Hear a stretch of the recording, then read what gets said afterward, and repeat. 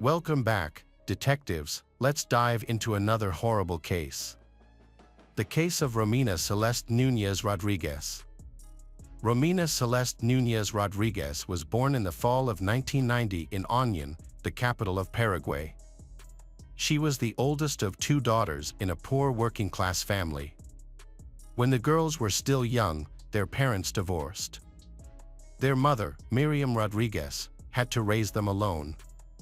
She worked multiple jobs because her ex-husband did not provide any financial support and showed no interest in their well-being. When Romina was still in school, she started working to support her mother and younger sister. At 17, she entered a romantic relationship with a boy named Christopher. He courted her sweetly, and they dreamed of a future together. However, their happiness ended when Romina discovered she was pregnant and told Christopher. He responded by giving her an ultimatum that she could either have an abortion or they would break up for good. Romina was deeply wounded by her lover's words, but after talking to her parents, who she had always been close to, she made the decision to keep the baby. Her greatest fear was that having an abortion at such a young age might prevent her from ever becoming a mother in the future. Therefore, she felt she had no other option. Christopher, true to his word, ended all communication with her and showed no interest in Romina or their child's well-being. At 18, Romina gave birth to a son named Lucas. The arrival of the baby only made their already difficult financial situation worse. Money was extremely tight, and now Romina had to support her grandson too. Feeling depressed about their circumstances, she wanted to improve things and help her family, but she struggled to find a well-paying job in Paraguay. She called her aunt, who lived in sunny Spain. Her aunt invited her to come stay, saying it would be easier for Romina to settle there and that Europe offered more opportunities than Latin America. Without thinking too much, Romina packed only the essentials and bought a plane ticket to Spain. She left her 2-year-old son in the care of her mother and sister, planning to bring him to her once she found a new home and a stable job. In late summer 2010, Romina flew to Madrid and then traveled to Alcobendas, a provincial town, where she stayed at her aunt's house. She quickly started searching for a job, and luck was on her side. She secured a position as an administrator at a hotel, earning a good salary. She sent some of her earnings back home and used the rest to rent her own apartment, so as not to impose on her generous relatives. Romina soon met a man named Javier, and they entered into a tumultuous relationship. Like her, Javier had immigrated to Europe seeking happiness and a better life. He was originally from El Salvador, worked in construction, and appeared to be a serious individual. However, when Romina became pregnant, Javier was once again unprepared for the responsibility of parenthood. Despite this, they attempted to live together for a time. Unfortunately, shortly after their son was born, they ultimately separated. Romina found herself in a challenging situation, stranded in a foreign country with a newborn and unsure of what to do next. For a time, she returned to her aunt's house, where she received support and assistance. When the boy was about 6 months old, Romina returned to work because she couldn't afford to stay home. A few months later, she faced another shock. She had been ignoring her poor health and weakness, thinking they were just due to stress and fatigue. However, when Romina finally visited the doctor, she received a cancer diagnosis. She underwent several rounds of chemotherapy, lost her hair, and lost a significant amount of weight, but ultimately triumphed over the disease. After her treatment, she quickly recovered, continued working, and used wigs to cover her hair loss. Romina believed that after enduring such difficult challenges, a period of happiness was on the horizon. She saved money and planned to take her eldest son, along with her mother and sister, on a trip to Spain. In the summer of 2017, Romina attended an event with friends where she met a man named Raul Diaz. He was attractive, impressive, had a stable job, and was financially secure. Raul was drawn to Romina's beauty and began asking mutual friends about her. Romina was equally interested in Raul, and when he invited her on a date, she happily accepted. Raul was nearly 15 years older than Romina and worked as a lead process engineer at a large energy company.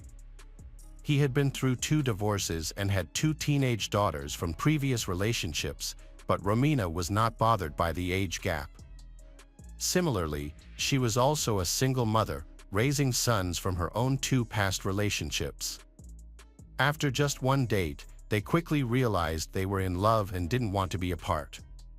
Romina, filled with excitement, enthusiastically shared her happiness with friends. Her new partner showered her with small gifts and thoughtful surprises nearly every day, organized romantic outings, sent flowers with heartfelt messages, and offered her compliments. Romina felt she had finally found true love and a man who would accept her and her sons. However, she soon began to hear unsettling rumors about him. People claimed that he had been rude and even cruel to his former wives, which had led to the end of both his marriages. Despite this, Romina didn't want to believe the rumors, although she noticed that Raul had no contact with either his ex-wives or his daughters. Despite their significant age difference and the presence of children from previous relationships, the couple did not let these factors stand in their way. Just 6 months after they met, they chose to move in together in a luxurious villa on Lanzarote, one of the Canary Islands. To Romina, this place felt like paradise, but her happiness was short-lived. Raul, who initially seemed like the perfect partner, soon revealed a controlling side. At first, they lived with Romina's youngest son, and Raul made an effort to take care of the child. Romina even believed he would be a great father to her boys. Raul promised her a long and happy life together, assuring her that he would take care of her and the children. Romina, deeply in love, trusted his words and eagerly accepted his proposal to marry him.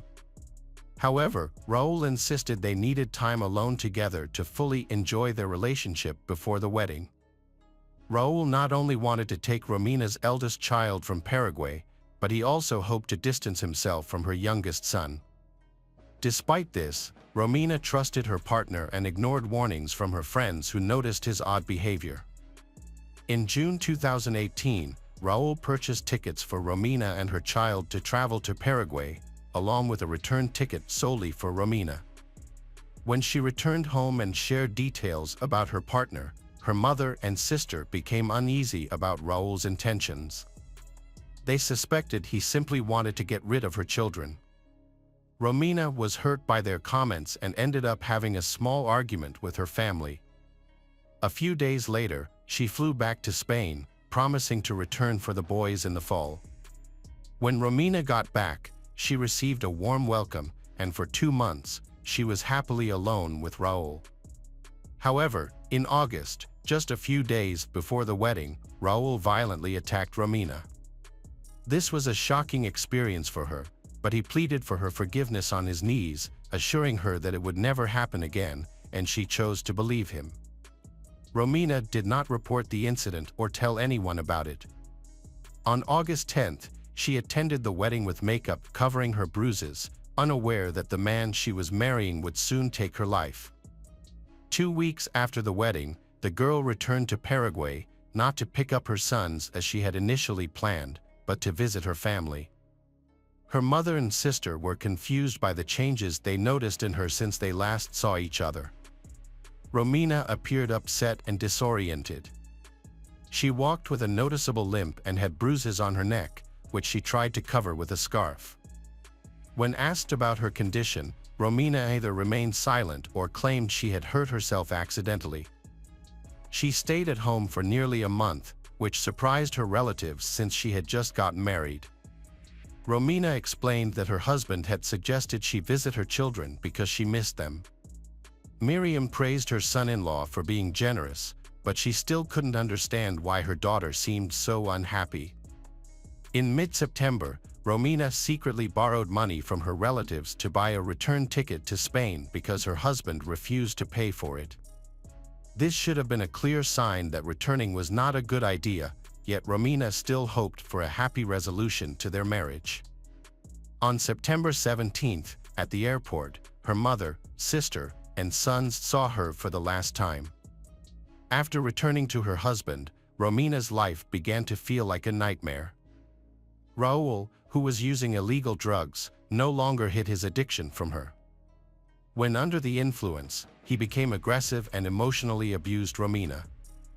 Each time she tried to leave, he promised to change and insisted that it wouldn't happen again. After the beatings and threats, there were often brief periods when Romina's husband would become loving and caring again, showering her with gifts and planning romantic outings. However, these peaceful moments became shorter over time, and instances of violence occurred more frequently. Just before the new year, Romina confided in her best friend that she feared her husband and worried he might eventually kill her. On December 29, Raul beat her so severely that she had to seek medical attention. The hospital staff noticed something was wrong and considered calling the police to report the incident. At that moment, Raul arrived and insisted that Romina had simply fallen and that there was no need to involve the authorities. Romina went along with his story, declined hospitalization, and returned home with him. On January 1, 2019, Miriam, Romina's mother, repeatedly tried to call her daughter, but Romina did not answer. Concerned, Miriam then called her son-in-law to check on Romina, but he also did not answer. After several days of no contact, Miriam sent Raul a message indicating she would go to the police for help. This prompted Raul to quickly return her call, explaining that he and Romina had a fight on December 31, after which she left with her belongings. He reassured Miriam that Romina would be okay and would return home soon, as this had happened before. Miriam, however, doubted Raul's explanation and felt something was wrong with her daughter. She insisted that Raul report the situation to the police. Finally, on January 8, pressured by Romina's family, Raul reported her disappearance. This time, he altered his story slightly, claiming that after their quarrel, Romina had taken some money from him and suggested that she might have gone to Paraguay to see the children, which is why he was not too worried before he heard from Miriam. What was Raul hiding? His testimony was filled with confusion and contradictions, raising many questions and suspicions. As a result, law enforcement decided to investigate the couple's life. After speaking with friends and family, they discovered that the marriage was far from perfect. Romina had often complained to loved ones about her husband's abuse, though she never provided details. Others frequently noticed bruises and injuries on her body. The police decided to place Raul under covert surveillance, tapping his phone conversations. However, Raul seemed to sense that he was being monitored and acted very cautiously, avoiding any behavior that might raise suspicion. Despite this, the investigation continued, and it was soon revealed that Romina had visited the hospital on December 29 with signs of severe beating. Her husband almost forcibly took her from the hospital, preventing her from going to the police. A few months ago, Romina filed a report for domestic violence but retracted it the following day. A week later, Raul, having calmed down somewhat, made a phone call to a relative in the police and carelessly mentioned that his wife was no longer alive and that her body would never be found. This statement prompted police to arrest him as the primary suspect and interrogate him thoroughly. Raul claimed that on New Year's Eve, his wife had been drinking heavily and started to argue with him. She demanded that he bring their children to live with them. When he said he wasn't ready for that, she had a violent outburst, started fighting, and began throwing things at him. Raul stated that he left his house for a few hours until things calmed down. Upon returning, he discovered Romina in the bathtub, unresponsive. He suggested that she had suffocated due to excessive drinking but was worried he might be suspected of her death or accused of murder. To protect himself, Raul decided to erase all evidence and report her as missing. Everyone was shocked by his admission of how he disposed of her body. He claimed he burned Romina's body on a barbecue in the backyard. Living in a luxury complex with a spacious area, he thought the neighbors wouldn't notice what he was doing or smell the burning flesh. However, he underestimated the situation because the barbecue did not function like a crematorium, and her remains were not fully burned after several hours. He then removed the body from the fire, cut it into parts, and put the pieces into separate bags. A few days later, he rented a car to transport the dismembered body to a remote and desolate area of the island, where he discarded the bags into the sea from the cliffs. The police spent weeks searching the shoreline and surrounding areas based on Raul's statements about where he had thrown his wife's remains. Divers and many volunteers participated in the search for body fragments underwater, but none of their efforts produced any findings. Meanwhile, on January 16, Raul was officially charged with domestic violence and the murder of his wife. This development followed a detailed search of his home, which utilized specialized equipment and luminol. This search uncovered multiple traces of washed blood in different rooms. Investigators discovered that Raul had been ordering caustic soda online, a substance used for removing organic materials and paint.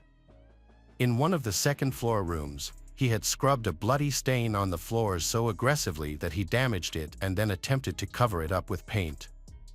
According to investigators, this is the room where Raul dismembered his wife's body. Additionally, a broken piece of Romina's fingernail was found on the floor, which had traces of blood and Raul's skin cells, suggesting that she may have been alive and fought back during the incident. Also in the bathroom, investigators discovered Romina's contact lens stuck to the wall, possibly from a strong impact to her face. Despite extensive searching, law enforcement could not find any other remains. Meanwhile, a tourist called to report a lung fragment he found on the beach. He was unsure if it was from a human or an animal, but knowing that authorities were looking for a body in the area, he reported his discovery. By the end of February, forensic analysis confirmed that the lung fragment belonged to Romina.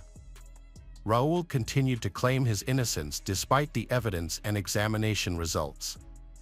He maintained his original belief that the woman had drowned in a bathtub while heavily intoxicated, even though evidence suggested there had been a violent struggle. He also stated that he did not use any tools to dismember the body.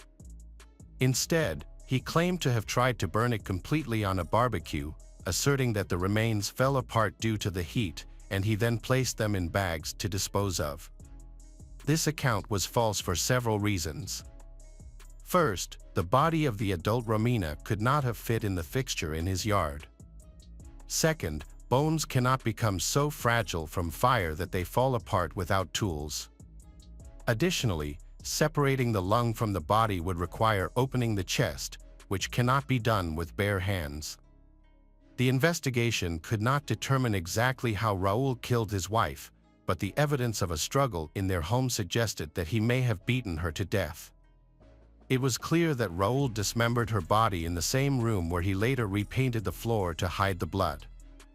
Eventually, faced with overwhelming evidence, he admitted that he accidentally killed his wife during a fight, contradicting his earlier claim that he found her dead in the bathtub. Despite his claims that she was drunk and violent, the defendant was found guilty in June 2023. Romina's family felt the sentence was too lenient. He received a 12.5-year sentence for involuntary manslaughter, 2 years for confirmed domestic violence, and 1 year for causing serious bodily harm to Romina in December 2018 when she was hospitalized. He also received several months for bodily abuse. In total, the combined punishment was less than 16 years in prison. Raul is currently serving his sentence while simultaneously trying to appeal the court's decision. The story of Romina Celeste Núñez Rodriguez serves as a poignant reminder of the devastating consequences of domestic violence and the complex struggles faced by individuals seeking a better life. Despite her resilience and efforts to overcome adversity, Romina became a victim of a controlling and abusive relationship, ultimately leading to her untimely demise. The court's lenient verdict against her perpetrator reflects the ongoing challenges in addressing domestic violence, leaving her family and loved ones grappling with their loss and advocating for justice. As we reflect on Romina's case, it is crucial to continue raising awareness about the importance of supporting victims and holding abusers accountable to prevent such tragedies in the future. Tynesha Stewart was born on July 10, 1987. Her childhood was not very peaceful. Her parents divorced when she was very young, and at just 6 years old, she faced her first major tragedy, the death of her father from a brain aneurysm. Following the divorce, her mother, Gail, remarried. Her stepfather was caring, and soon she became an older sister. Despite this difficult beginning, Tynesha grew up in a loving family that valued and supported one another. The family lived in Borders Village, Texas. As a child, she was organized, responsible, and did well in school. Like many teenagers, she struggled with self-doubt and insecurities, which led to conflicts with her stepfather. However, as she matured, she worked to overcome these challenges and turned her weaknesses into strengths. Tynesha was ambitious and dreamed of achieving something extraordinary in high school. Despite not enjoying sports, she made her mark as the basketball team's manager, helping lead the players outside of the game. Her talent for singing also shone through as she performed the national anthem at school games. Drawn to music, she even created a music group with friends at school. Balancing academics, extracurricular activities, and part-time work, Tynesha was highly driven. According to the school director, she was one of the most ambitious students, taking steps every day to get closer to her dreams. Tynesha's ultimate goal was to attend Texas A&M University and become a construction engineer. Thanks to her excellent performance in high school, she earned scholarships totaling $40,000. Determination and effort helped her achieve many significant accomplishments. But it was also these very qualities that made the events that followed even more heartbreaking. Tynesha's first serious relationship was with Curtis, a handsome and popular middle school student. He adored her, treating her like the most important person in the world. They were inseparable, attending school events and even their graduation night together. Many admired their relationship and wished to be in Tynesha's shoes. However, as with many young love stories, their relationship was unpredictable. They experienced ups and downs, but remained close. Curtis cared deeply for Tynesha and always wanted the best for her. Everything changed during Tynesha's third year of college. While working part-time at a pizzeria, she met Timothy Wayne Shepard, a delivery driver. There was an instant connection between them. She ended her on-again, off-again relationship with Curtis and started dating Timothy. This time, the relationship felt more serious. However, there was a secret that Tynesha kept hidden for a long time. Timothy was 8 years older than her. He was 24, while she was only 16 when they started dating.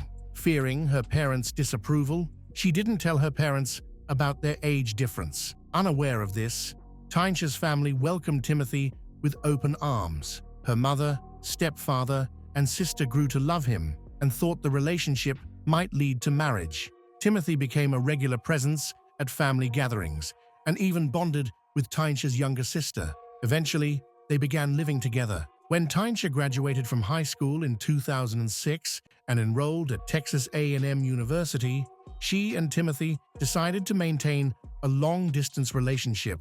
However, it didn't last. Not long after Tynesha left, Timothy's ex-girlfriend re-entered his life, and he rekindled his relationship with her. Tynesha was devastated by this betrayal, but she refused to let it hold her back. She remained focused on her ambitions and embraced the independence and opportunities that college life brought. At Texas A&M, she found herself surrounded by new friends, experiences, and possibilities. Meanwhile, Timothy's brief reconciliation with his ex-girlfriend was short-lived. He quickly realized it was a mistake and found himself missing Tynesha, desperate to win her back. He left everything behind and rushed to her college, where she was surprised by his unexpected arrival.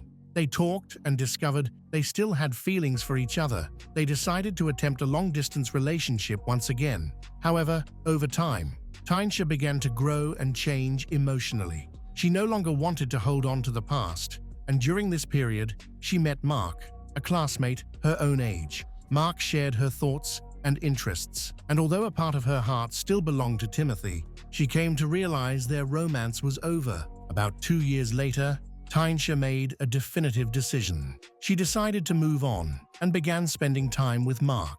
Their relationship started slowly, with friendship and a bit of flirting, as they enjoyed each other's company. During this time, Tynesha remained in touch with Timothy, hoping to maintain a friendship with him. In her mind, love and friendship could coexist. By March 2007, Tynesha had fully adjusted to student life. She was excited about what lay ahead and was genuinely happy. She eagerly counted the days until the spring holidays, anticipating reuniting with her friends from her hometown and attending a Beyoncé concert scheduled for March 15th in Houston. After the concert, Tynesha planned to visit South Padre Island before returning to campus. On the evening of March 14th, she and her friends prepared for the next day's event. The group of former classmates styled each other's hair, laughed until they cried, and reminisced about their school days. Tynesha planned to spend the night at her friend Lois's apartment. That evening, she called her mother to ask permission to borrow the car for the concert, and her mother happily agreed, not knowing this would be their last conversation. Tragically, she never made it to the concert. She went missing from Lois's apartment that night and stopped answering her phone. Lois grew alarmed, knowing Tynesha would never miss a Beyoncé concert. She had planned everything meticulously. When Tynesha didn't show up the next morning, March 15th, her friends panicked. Lois contacted Gail, Tynesha's mother, who had not heard from her daughter since the evening of March 14th. The family was immediately concerned, as Tynesha would never disappear without reason or leave them worried. Gail called Tynesha's friends and classmates, but no one had any information about her whereabouts. In a desperate attempt to learn more, Gail called Timothy, hoping he might know something. He admitted to speaking to Tynesha on the evening of Wednesday, March 14th, but had not seen her since. As it turned out, Wednesday was the night before the concert, meaning Timothy could have been the last person to have seen her. Unable to wait any longer, Gail decided to start her own investigation. She personally confronted Timothy, seeking answers. Although the family had liked Timothy when he and Tynesha were dating, Gail approached him with caution, sensing something she couldn't explain, an instinctive unease that grew stronger now that Tynesha was missing. Timothy explained that he had met with Tynesha on the night of March 14th, after she spent the evening with her friends at Lois's apartment. He picked her up, and they went to his place. However, around 3 a.m., Tynesha received a phone call.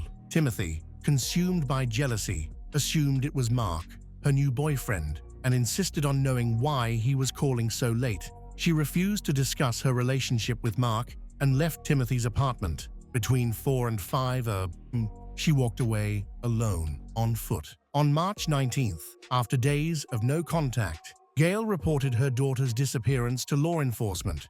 Gail provided the authorities with a detailed description of Tynesha and all the known events leading to her disappearance. Tynesha, a 19 years old, standing 156 centimeters tall and weighing 54 kilograms, had black hair, brown eyes, and distinctive tattoos on her right thigh and back. The last person to see her, Lois, reported that she was wearing a white shirt and rainbow-colored pajamas at the time. Despite her mother, Gail's concerns, the police dismissed the situation, suggesting that, as an adult on spring break, she might have simply left without giving notice. They advised Gail to wait and check back after the weekend. However, Gail knew her daughter wouldn't just disappear without telling anyone.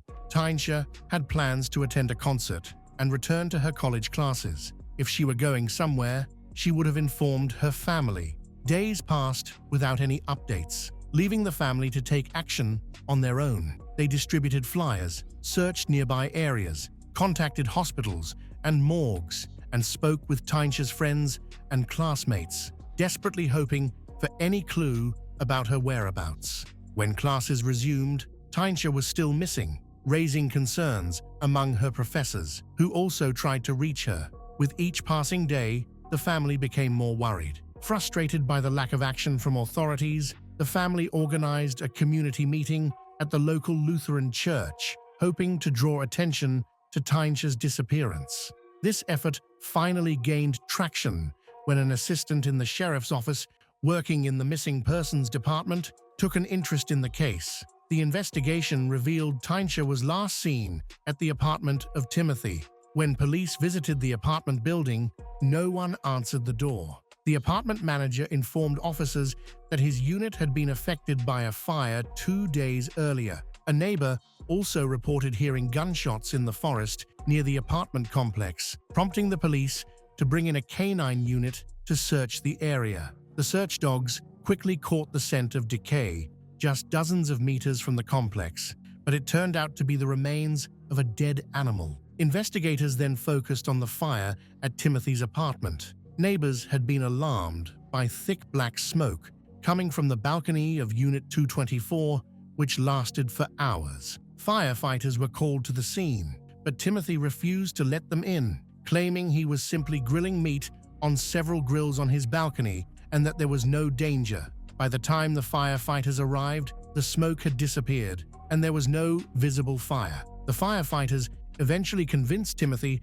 to allow them to inspect the apartment, where they discovered melted ice and pieces of meat in the bathroom. The type of meat was unclear. Since no crime had been committed, grilling meat in one's home isn't illegal. The firefighters left. Shortly afterward, a sheriff's assistant summoned Timothy to the police station for questioning. Calmly, he repeated the same story he had secretly told Gail earlier. Tynche had left his apartment after an argument sparked by a late-night call from Mark. According to him, she slammed the door and left on foot without saying anything further. With no evidence against him, he was released. Tynche's family continued to pray for her safe return, but no answers ever came. They were left devastated, feeling abandoned by the authorities and believing no one truly cared about their daughter and sister. The community expressed outrage at the authorities' lack of decisive action. Many believed the media prioritized cases involving missing white girls, while largely ignoring those involving black individuals. Tynche's sister and cousin sought help from public activist Quennell Ten, a well-known figure in the black community and advocate for justice system reform. Quennell, known for his mistrust of law enforcement, became a prominent voice for families overlooked by the authorities. He promised to uncover the truth, and after his involvement, police began to take the case more seriously.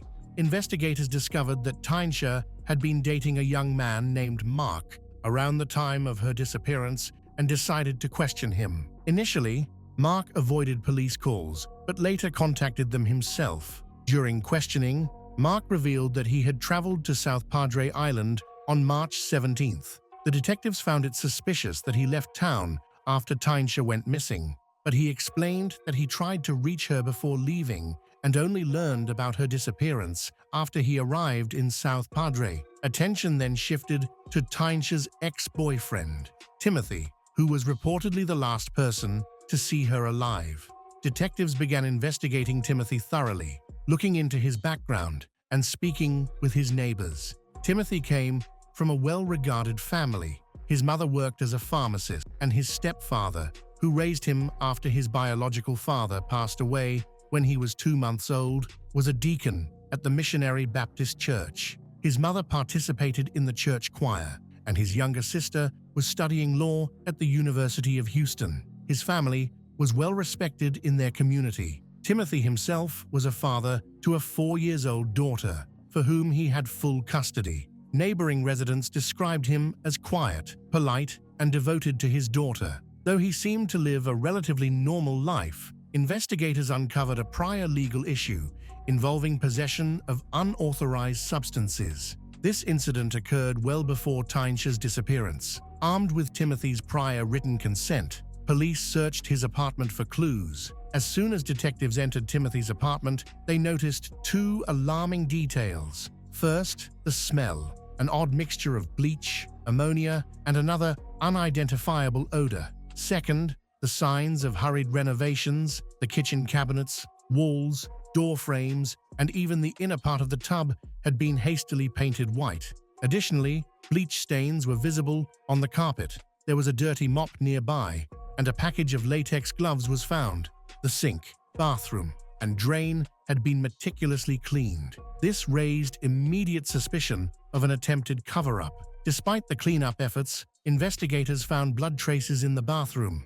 Using luminol, they confirmed the worst: the entire bathroom lit up blue, revealing blood splatters across the walls, floor, shower, toilet, and tank. The discovery prompted forensic experts to collect DNA evidence and other potential clues. While waiting for the results, detectives returned to the area to conduct further interviews and gather additional details. It wasn't long before an alarming report surfaced. According to 911 calls, residents of Timothy's apartment complex had reported seeing flames 3 days before Tyncha's mother, Gail, officially filed the missing persons report. One neighbor described noticing the strong smell of burning rubber and fearing for her home due to the intensity of the fire. Another neighbor, who regularly played video games with Timothy, recalled that he often invited friends over to grill meat. However, during this particular barbecue, he did not extend any invitations. Meanwhile,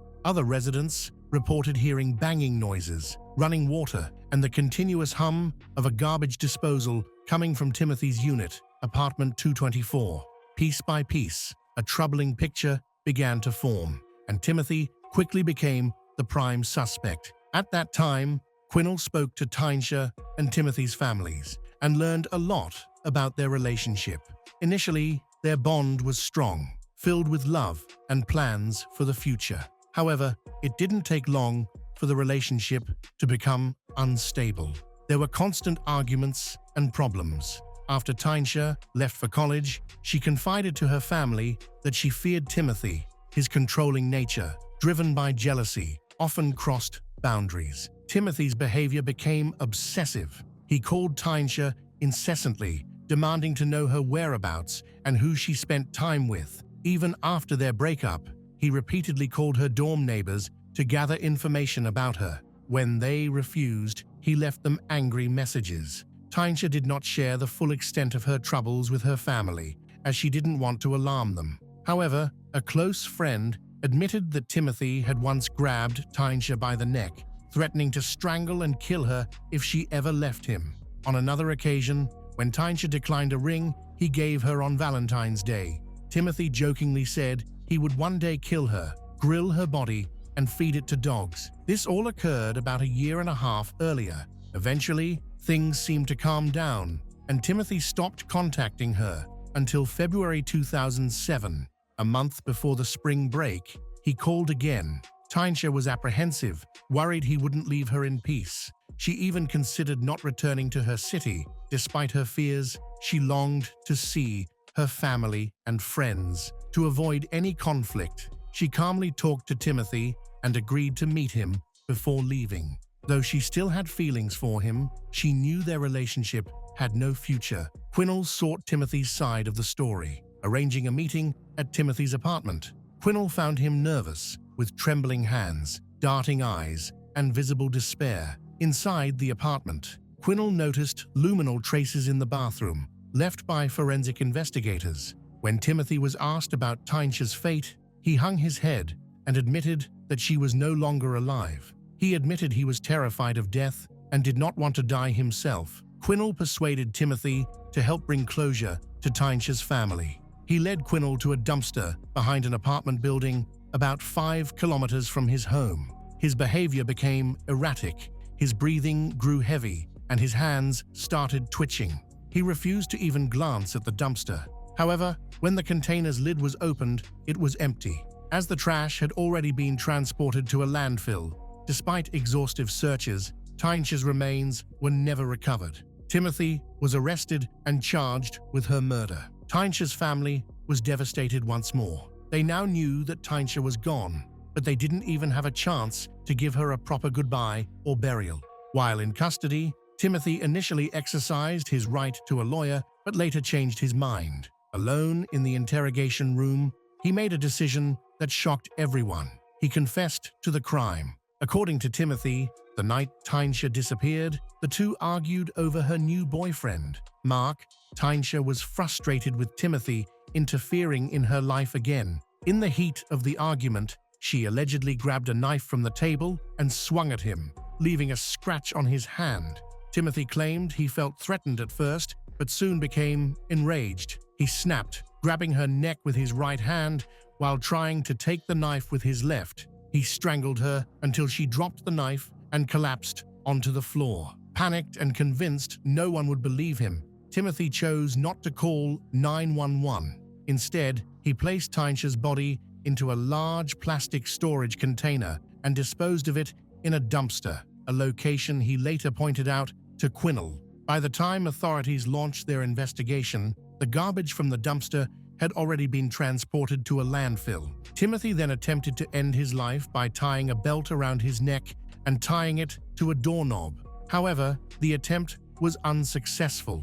Meanwhile, the police deliberated on how to proceed in their search for Tynesha's body. The landfill spanned an enormous area, receiving several dozen tons of garbage daily. The search could take months and incur high costs, and detectives weren't even certain they would recover her remains. However, the deeper horror lay in what police uncovered next. Details Timothy had initially failed to reveal. Timothy likely would never have fully confessed if investigators hadn't dug further. Suspicious that he was withholding information, the police returned to his apartment and conducted a more thorough search of the balcony. What they discovered during this search was chilling. Experts examined the bathroom and kitchen drains, the gaps on the balcony, and the trash can. They uncovered burnt hair, small charred bone fragments, shards of teeth, and pieces of burnt skin. These items were analyzed for DNA, and the results confirmed the worst. After the murder, Timothy had placed Tynesha's body in the bathroom, disposed of it, and attempted to eliminate all traces. He burned some remains on his balcony grills and disposed of the ashes in the trash. Other body parts were destroyed using a kitchen waste shredder. He scattered additional fragments in various garbage containers. Over the course of 2 to 3 days, Timothy worked to dispose of Tynesha's body, believing that burning her remains would make identification impossible. During this time, firefighters inspecting his apartment later found pieces of what appeared to be meat in a bathtub filled with ice. These turned out to be parts of Tynesha's body. At the time, the firefighters had no idea they had stumbled upon human remains. DNA analysis later confirmed that the body fragments belonged to 19-year-old Tynesha Stewart. Timothy Shepard was then arrested and held on $250,000 bail. After discovering what had happened to her daughter, Gail, Tynesha's mother, demanded that Timothy receive the harshest punishment possible. The prosecutor was equally determined to secure a conviction, but the case nearly fell apart because of Timothy's defense attorney, Chip Lewis. Chip, a well-known lawyer with a history of high-profile cases, had once successfully argued in a previous case that body disposal does not necessarily indicate murder. Now defending Timothy, Chip sought to challenge every piece of evidence. His main argument was that Timothy's confession had been coerced and obtained under duress, claiming detectives had violated legal protocol. Had Chip succeeded, the evidence found in the apartment would have been inadmissible in court, significantly weakening the prosecution's case. Fortunately, the prosecutor was able to persuade the judge to deny the defense's request, and the trial moved forward. The trial of 28-year-old Timothy Wayne Shepard began on September 29, 2008. The prosecutor presented the horrifying details of the crime to those attending the hearings, forcing Tynesha's family to endure the pain of imagining the cruel acts inflicted upon their loved one. Throughout the trial, the defense team argued that Timothy had strangled Tynesha in self-defense and tried to downplay the brutal nature of what followed. For example, regarding a tooth fragment found in Timothy's apartment, the defense ludicrously claimed that Tynesha could have simply dropped it down the sink before her death. In response, the prosecutor countered with evidence that Timothy had used pliers to extract Tynesha's teeth to prevent identification through dental records. This claim was confirmed by forensic experts brought in as witnesses. The grim details painted a horrifying picture of the events and left little doubt about Timothy's actions. The public activist, Quinnell, also addressed the crowd, pledging to seek justice for Tynesh's family. He kept his promise by providing testimony about everything he witnessed. After 4 days of deliberations, the jury found Timothy guilty of murdering his ex-girlfriend, Tynesha. Tynesha's family and friends were overcome with emotion, while Timothy sat cold and indifferent, showing no remorse. When it came time for the verdict, he decided to make a statement in an attempt to gain sympathy from the court. Ignoring his lawyer's advice, he spoke, believing he could convince everyone that he did not deserve a harsh punishment. He expressed a desire to return to his normal life instead of spending the best years of his life in prison. However, his speech failed to evoke any pity. Ultimately, Timothy Wayne Shepard was sentenced to 99 years in prison and a $10,000 fine, the maximum penalty. While justice seemed to prevail, Tynesha's mother, Gail, blamed herself for not recognizing the danger posed by Timothy. She regretted allowing him into her home and into her daughter's life, unaware of what he was truly capable of. After losing her daughter, Gail became determined to prevent other women from suffering at the hands of abusive ex-partners. She now shares Tynesh's story and advocates for healthy relationships, urging parents to be involved in their children's lives. Gail firmly believes that looking out for the well-being of one's child is not interference, but a responsibility every parent must uphold. On August 16, 2023, a young woman was admitted to the Mayo Clinic, one of the top medical centers in the world, in critical condition. Her internal organs were failing quickly. She was severely dehydrated, and her body temperature was unstable. Despite the emergency treatments, doctors were having a hard time stabilizing her because they could not identify the cause of her sudden decline. Betty Bowman, a successful pharmacist known for her commitment to health and wellness, was now fighting for her life. Her colleagues were stunned. Just the day before, she had been vibrant and energetic. Now medical professionals were urgently trying to save her. One by one, possible diagnoses were eliminated. Lab tests did not yield clear results, and her condition kept deteriorating. What could have led to such a swift decline in the health of a young, otherwise healthy woman? As doctors sought answers, they started to understand that the cause was not a typical illness. Betty was born in 1991 in Kansas. She grew up in a hard-working family that valued honesty, perseverance, and care for one another. From a young age, she showed determination and a strong work ethic in all her endeavors. She performed well in school, particularly excelling in science, developed a deep passion for biology and chemistry. After high school, she enrolled in a pharmacy program at university, where she quickly became one of the top students. Unlike many of her classmates who focused on memorizing theories, Betty was truly interested in medical processes, chemical compounds, and how medications affect the human body. After graduation, she started her career working in a pharmacy before moving to a medical facility. There, she earned the respect of her co-workers and built a reputation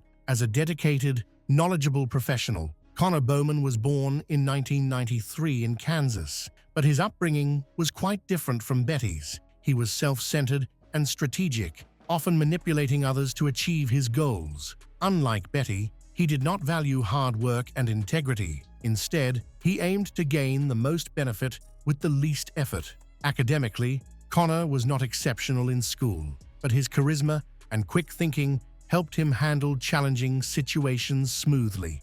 He had a talent for winning over important people and presenting himself positively, choosing a career in pharmaceuticals. He attended the same university as Betty. However, his interest in medicine was not aligned with that of his peers. While they wanted to help others, Connor approached pharmacology with a focus on influence and control over the human body. Later, he pursued further education in a medical program to open up more career opportunities, elevate his professional standing. Betty and Connor met while studying at university. Despite their differing personalities, they formed a relationship Betty admired Connor for his intelligence and ambition, while Connor appreciated the advantages of being with her. They got married in May 2021.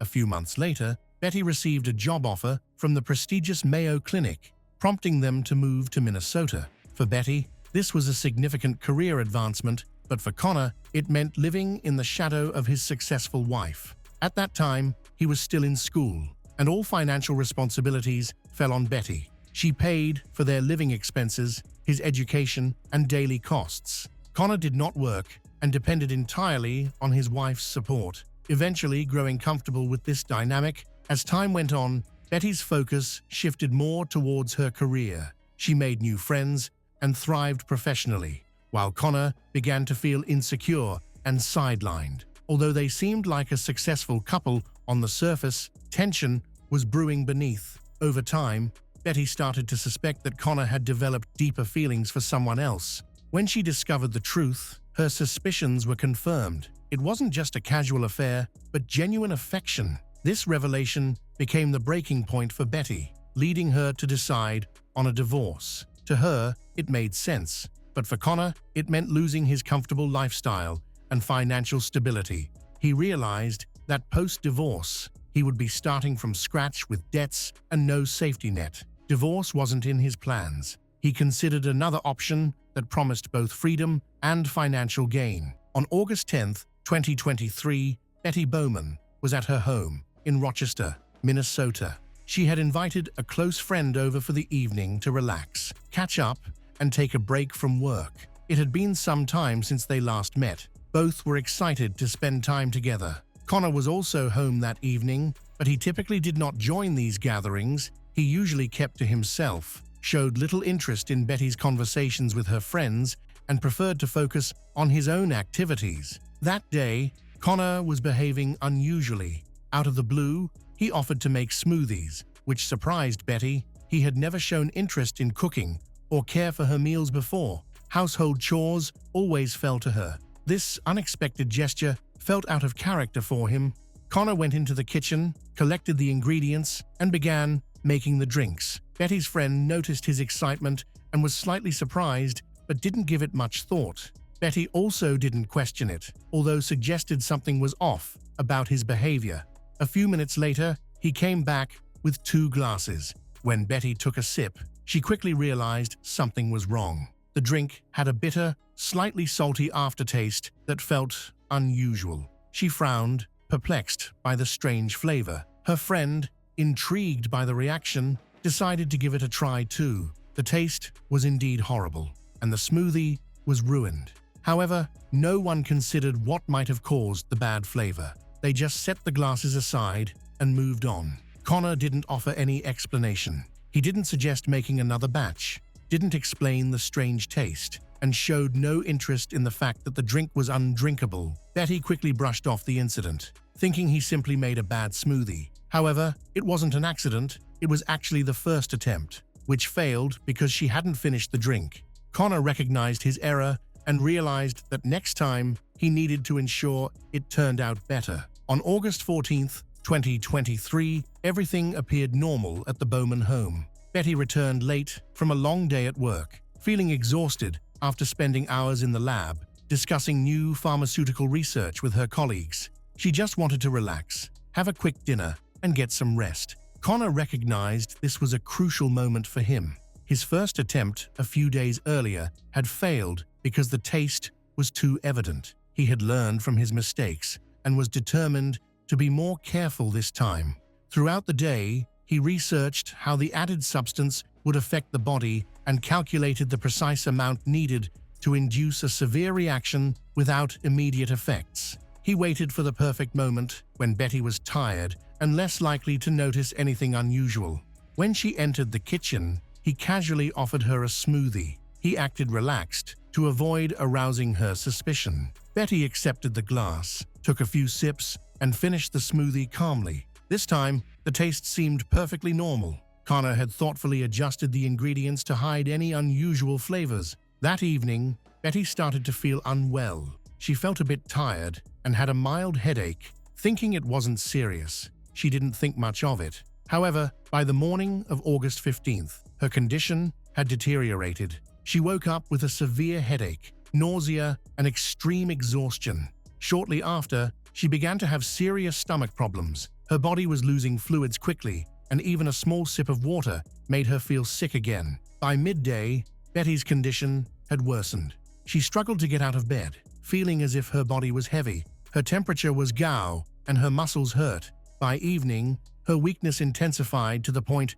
where walking to the bathroom became difficult. She was very dehydrated, and she kept feeling sick. Every time she tried to eat, she felt even worse. On August 16th, she recognized that she could no longer take care of herself. She felt so weak that even a simple phone call was tiring. She contacted the Mayo Clinic to explain her symptoms. Later that day, Betty Bowman was admitted to the hospital in critical condition. She was dangerously dehydrated. Her blood pressure was unstable, and she had a high temperature. Doctors quickly initiated a thorough evaluation, but they could not determine the cause. Initial tests indicated severe complications affecting her internal organs. The most alarming finding was in her intestines, where scans showed areas of dead tissue.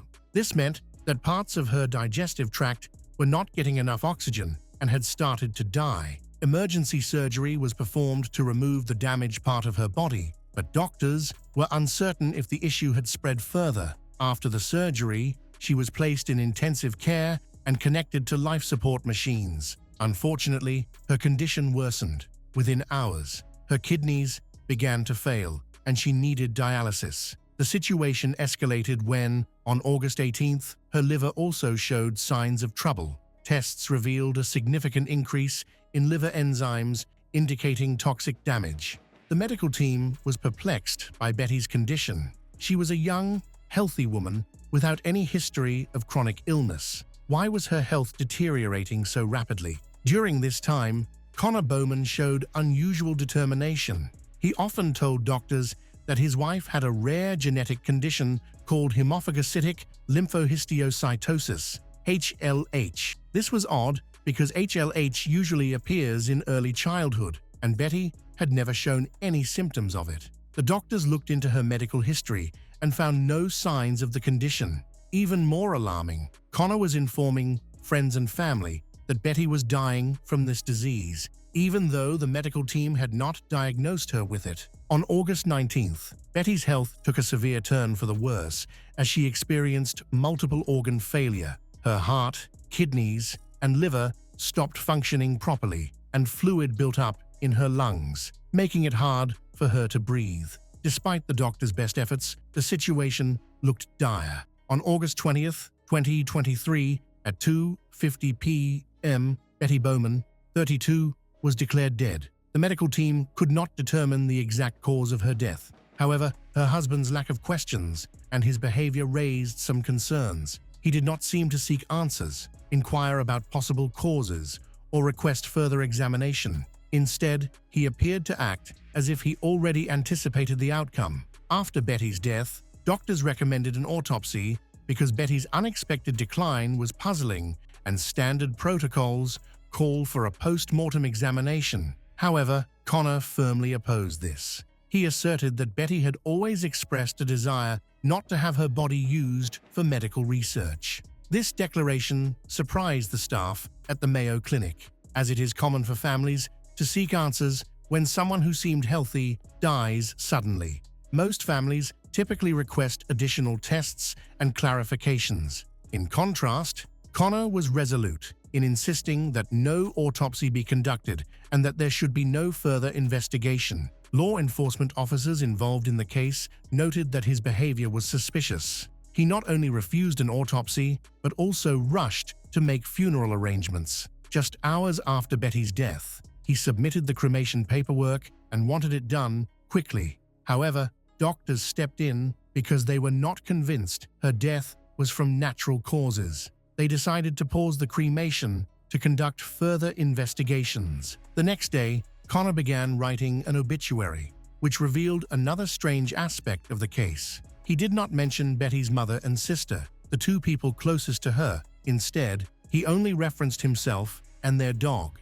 This made it seem like he was intentionally downplaying Betty's family ties. almost trying to erase parts of her life. Around this time, Connor invited an acquaintance over for drinks. The acquaintance later noted that they had expected to find a grieving husband in distress. However, when they arrived at the house, they saw Connor looking relaxed and even cheerful. During their conversation, he showed no signs of sadness, didn't mention what had happened, and seemed unfazed for someone who had just lost his wife days earlier. Just days after the funeral, Connor started openly talking about the $500,000 life insurance payout he received after his wife's death. It seemed like he was satisfied with how things had turned out. Many people respected Betty both professionally and personally. Those close to her expected her husband to be deeply affected by her loss. However, he appeared relaxed. Some who overheard his discussions noted that he talked about the insurance money as if it had resolved his financial issues instead of representing the loss of his wife. Investigators became particularly interested in Connor's financial situation after discovering that he had been facing considerable debt while in school.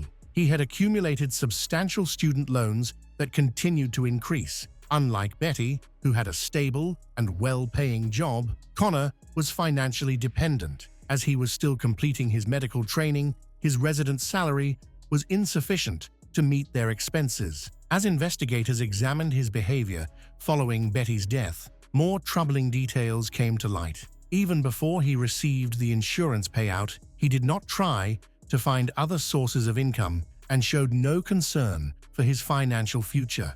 This raised questions. If Betty's death had truly been unexpected, shouldn't he have been eager to find answers? Wouldn't he have asked the doctors questions, sought explanations, or requested additional tests? Instead, he appeared to act as if he already knew what had happened, suggesting that any further inquiry would only complicate things for him. Detectives ultimately determined that Connor's financial difficulties could have been a significant motive for the crime. He had a strong incentive to benefit from his wife's death, as he stood to gain much more financially than he would have from a divorce. Friends and family of Betty were shocked that someone so close to her could plan such a cruel act for financial gain. Connor's behavior, his emotional detachment, and his financial problems suggested that Betty's death may not have been an accident. Investigators collected blood samples from Betty taken during her hospital stay. The tests revealed a startling finding.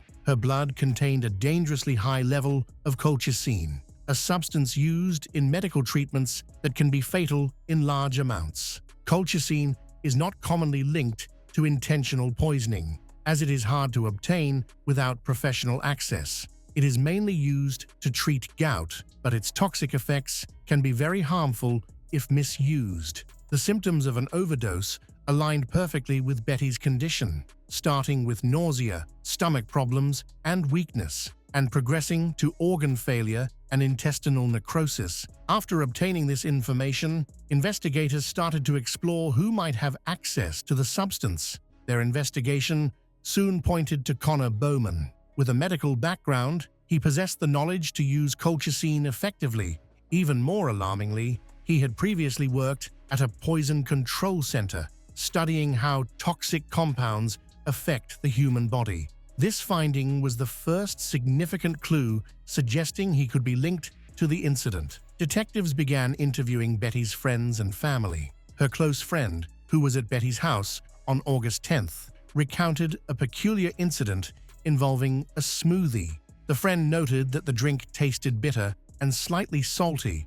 Initially, they both thought the smoothie had simply spoiled. She also remembered joking at the time that Connor might have tampered with the drink. They laughed off the remark then, but now it felt much more serious. This detail caught the investigators' attention, as it suggested that someone might have attempted to poison Betty even before she was hospitalized. If the first attempt had a low dose, it seemed reasonable to believe that Connor might have tried again, using a stronger concentration of the substance. Betty's family, including her mother and sister, revealed that in the weeks before her death, she had been seriously thinking about getting a divorce. They recalled her expressing unhappiness in her marriage and her intention to separate. All the evidence suggests that Betty's death might not have been a tragic accident. but instead a carefully planned crime. After confirming the presence of colchicine in Betty's system, investigators sought additional evidence.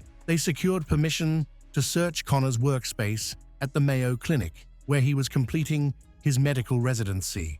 A review of his work computer uncovered troubling information. His browser history included searches like lethal dose of colchicine, how to hide traces of poison, can police track search history, and how to erase purchase records on Amazon. These searches were significant to the investigation, suggesting that Connor had researched fatal dosages beforehand and was actively looking for ways to conceal his actions. Investigators looking into Connor Bowman's online accounts found that he had bought substances not connected to his medical practice. These substances included colchicine and sodium nitrate, raising further alarm. Although sodium nitrate is often used in the chemical and food sectors, it can be toxic in higher doses. The investigators determined that Connor was experimenting with various compounds, trying to find a subtle method to harm his wife without attracting attention. The investigation also revealed that Connor was claiming to be a widower on the dating app Bumble even before his wife's death. A woman who met him on September 5th reported to investigators that she asked him if it was appropriate to flirt with someone else after his wife's passing. Connor said it was a good question and that he was open to dating again. He expressed that he knew what he wanted in life and believed that Betty would have wanted him to move on and be happy. The documents state that he told her his wife had died from listeria poisoning earlier in the summer. Additionally, another woman who met Bowman on August 29th, just 9 days after Betty's death, found it odd when he mentioned a significant life insurance payout he received, which he used to pay off his student loans. On October 20th, 2023, authorities issued an arrest warrant for Connor Bowman. By then, there was substantial evidence against him, including lab reports, his search history on his work computer, and his suspicious behavior after Betty's death. He was arrested in the early morning at his home in Rochester, Minnesota. Officers arrived with the warrant, and Bowman was taken into custody without putting up a fight. He remained calm and showed no aggression, but he also did not try to defend himself, which caught the attention of investigators. The court set Bowman's bail at $2 million, but he could not afford to pay it. After his arrest, his financial situation changed dramatically. His accounts were frozen and his assets were investigated without access to his funds. He stayed in custody while waiting for his trial. Meanwhile, investigators worked to collect more evidence to fully understand the crime. They looked into his communications, financial records, and relationships with colleagues and acquaintances to identify potential motives, find any additional incriminating information. The legal process was just starting, but it was already evident that Connor Bowman would face justice. After his arrest, Betty's family and friends called for the toughest punishment available. They were certain that her death was the result of a premeditated crime. They sought a life sentence, convinced that someone who could commit such a deliberate act should never be released. The prosecution was diligent in building a strong case, making sure the evidence was compelling and undeniable. Although the trial had not begun yet, the evidence clearly indicated Connor's guilt. Betty's family endured a painful wait for justice. They found it hard to accept that someone she had trusted, who had been in her life for many years, had betrayed her in such a devastating manner. Her mother and sister remembered conversations where Betty had shared her unhappiness and her desire to move on, never expecting that things would turn out so tragically. Betty's friends played an important role in the case. Several of them served as witnesses, sharing valuable testimony and information that strengthened the investigation. They supported her family in their quest for justice, ensuring that the responsible individual would be held accountable. Connor Bowman was charged with second-degree murder in the summer of 2023 in the death of Betty Bowman, but a grand jury indicted him on first-degree murder in January 2024. Connor Bowman's trial has not happened yet. The law enforcement is still collecting evidence and getting ready for the court case. However, a trial date has not been established. Betrayal in relationships is not a legal crime, but it is a conscious act that harms someone who has trusted you deeply. This betrayal can lead to significant emotional pain and can sometimes escalate into situations that involve actual crimes. The story of Kathy Cho was unusual from the start. Investigators first thought she might have run away from her strict parents, been kidnapped by one of her many online followers, or taken an impulsive trip with someone without informing anyone. There were even rumors suggesting that her parents could be involved in her disappearance. Sadly, Kathy was never seen alive again. For over a year, the investigation went nowhere until unexpected clues emerged from an unlikely source. Shockingly, the culprit had been hiding in plain sight the entire time and even managed to pass a lie detector test. Kathy's parents came from a small province in Taiwan. In 1989, they moved to the United States in search of a better life and settled in Renton, Washington, which is close to Seattle. At that time, they spoke very little English, which made it hard for them to adjust to their new surroundings. They led a private and isolated life, seldom interacting with neighbors or the local community. On November 29, 1990, they had their only child, a daughter named Kathy Cho. Unlike her parents, who found it challenging to connect with others, Kathy was a cheerful, outgoing, and lively young woman. She had a natural ability to make friends, but her upbringing was strict, influenced by her parents' cultural values and traditions. Kathy was not allowed to invite friends over and had to report where she was, with whom at all times. As she got older, the restrictive environment at home became more challenging for her. Even though Kathy followed her parents' rules, she often felt constrained and isolated. In high school, she set up multiple profiles on social media, where she openly shared information about herself, her interests, her experiences. These platforms allowed her to connect with others and escape some of her parents' limitations. She even developed a modest following online, which helped her deal with the lack of freedom in her everyday life. As Kathy started dating and expressing interest in boys, her father's disapproval became more intense. Her father criticized every young man she interacted with, as he strongly disapproved of the relaxed and independent lifestyles of American teenagers. He was convinced that his daughter should marry someone from Taiwan rather than a local man. He frequently shared his growing disappointment with life in America with his wife, expressing regrets about immigrating and often mentioning his wish to return to their homeland. In the fall of 2009, 18-year-old Kathy Cho was in her senior year of high school when she started dating Ezekiel James Watkins, who was 2.5 years older than her. They had known each other since their teenage years. As Ezekiel also attended Renton High School, their relationship lasted only a couple of months, and during that time, Ezekiel never visited Kathy's home. Instead, they met in neutral locations or spent time at Ezekiel's apartment, which he shared with a friend. This was because Kathy's father, Mr. Chu, strongly disapproved of Ezekiel due to his unconventional appearance and bold behavior. Ezekiel was a musician and a popular figure, known for frequently changing girlfriends. Kathy was thrilled when he showed interest in her and was so determined to continue seeing him that she sometimes lied to her father and defied her parents' wishes to sneak out for dates with Ezekiel. After the new year, Kathy's relationship with Ezekiel ended just as quickly as it had begun.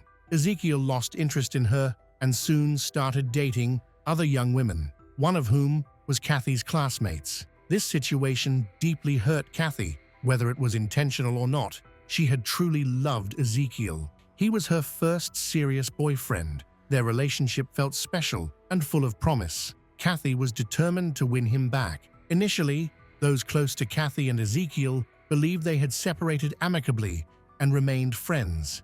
Kathy soon began dating other young men, probably to demonstrate to herself, others, and especially Ezekiel, that she was still attractive. Unfortunately, this unconventional method, combined with her frantic efforts to rekindle her relationship with Ezekiel, ultimately resulted in a tragedy. On April 19, 2010, Kathy's parents reported their daughter missing to the local police. The night before, Kathy had gone out with friends, taking only her phone, and failed to come home. Her parents expected her back by 8:30 p.m., but when she didn't return, her father called her. Kathy ignored her father's calls, which only added to their worries. At 9:30 p.m., they received a message from Kathy. She said she was having coffee with a friend at Westfield South Center Mall and would be home a bit late. Although this made her father frustrated, he and her mother waited patiently for her return. However, when midnight passed and Kathy still hadn't come home and her phone was turned off, her parents became increasingly worried. They started calling Kathy's friends, but none of them had seen her that night. Concerned, her parents decided to go to the shopping mall themselves. By the time they arrived, Westfield South Center Mall was closed, except for the movie theater and a few cafes, but there was no sign of Kathy. The tension in the Chow household was rising, but her parents still hoped their daughter, Kathy, had just stayed out too late and would come home soon. By morning, when they hadn't heard from her, they decided to go to the police station to report her missing. Kathy's absence from school that day worried her teachers and classmates, as she was a responsible student who never skipped classes without a good reason.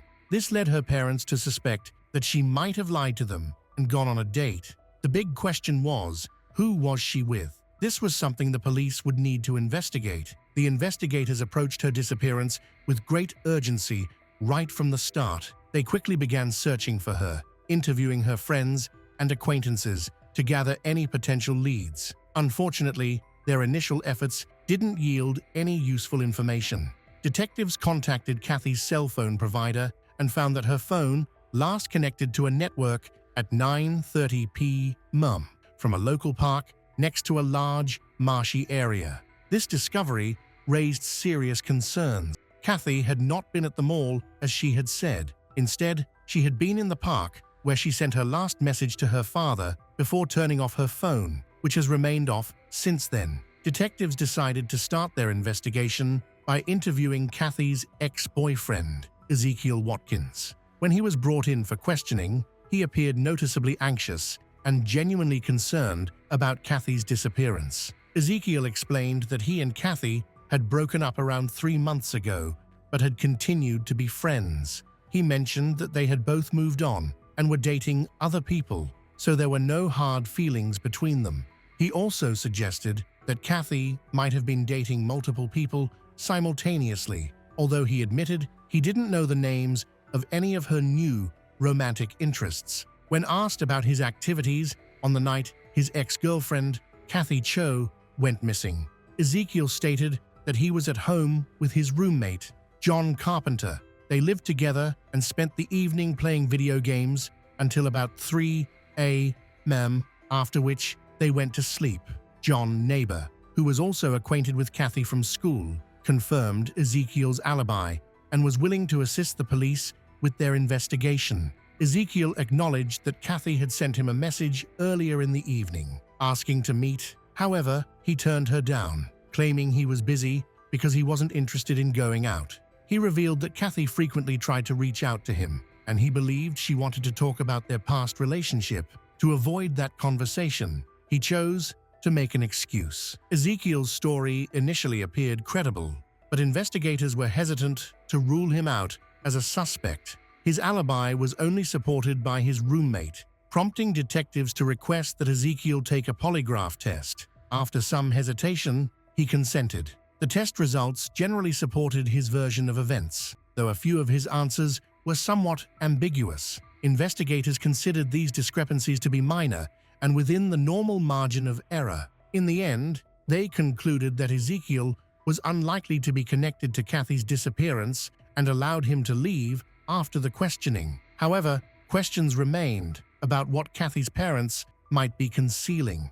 Kathy's friends noted that she was very active on social media and dating websites, where she often met new people. Recently, she had been on dates with several young men, yet no one seemed to know who these individuals were. Investigators believed that many answers to their questions could be found on Kathy's laptop, which included her accounts and private messages. However, they faced a major obstacle when Kathy's parents refused to allow them to enter the house. search her room, or take any of her personal items. This behavior raised suspicions among the investigators, who felt the parents might be hiding something. The police attempted to explain to Mr. and Mrs. Kanchu that Kathy's laptop could hold important clues, possibly even the identity of someone who could have harmed her or been involved in her disappearance. To find this information, specialists needed access to her online accounts. Despite this, her parents were uncooperative. They insisted on taking the laptop to a programmer they knew, claiming they would first review the contents themselves before handing everything over to the police. On April 21st, investigators called Kathy's parents in for questioning and recommended that they take a polygraph test. Kathy's mother immediately became upset and said she couldn't go through with it. Kathy's father, though hesitant, agreed to the test but appeared very anxious. During the test, he had intense emotional responses, often crying as he answered questions. Ultimately, he did not pass the polygraph, which heightened the suspicions about her parents. Detectives were eager to find the truth, so they interviewed the neighbors of the Chows, and their insights were interesting. The neighbors reported that Chus had moved into the house in 1989 after immigrating to the United States, but over the 20 years since, they had not formed any close relationships. The Cho family was known for being reclusive. They rarely socialized, never invited anyone to their home, avoided visiting others. Even Kathy's friends had never been allowed inside. The Chus were not considered rude. They simply preferred to maintain their privacy. They were very protective of Kathy's reputation and were cautious about her friends and social activities. This concern, investigators believed, explained their reluctance to hand over the laptop. They wanted to understand what their daughter had been involved in first. The reason they failed the polygraph test was quite straightforward. She had been missing for 3 days, so her parents were extremely emotional, filled with worry, fear, and grief. The investigator realized that their mental and emotional state would likely affect their ability to pass the test. A few days later, Kathy's father came back to the police station on his own with Kathy's laptop. This time, he agreed to take another polygraph test, and the results indicated that he was telling the truth, clearing him of any involvement in his daughter's disappearance. Kathy's parents were worried about her admirers, fearing that her laptop might contain private photos or videos that could damage her reputation. They wanted to keep everything private. Fortunately, nothing concerning was found. However, investigators learned that Kathy had been chatting online with 8 different young men and had gone on at least a couple of dates with each of them. Kathy enjoyed the attention from these young men and often bragged about it to her friends, leading some to speculate that she might have been trying to make Ezekiel jealous.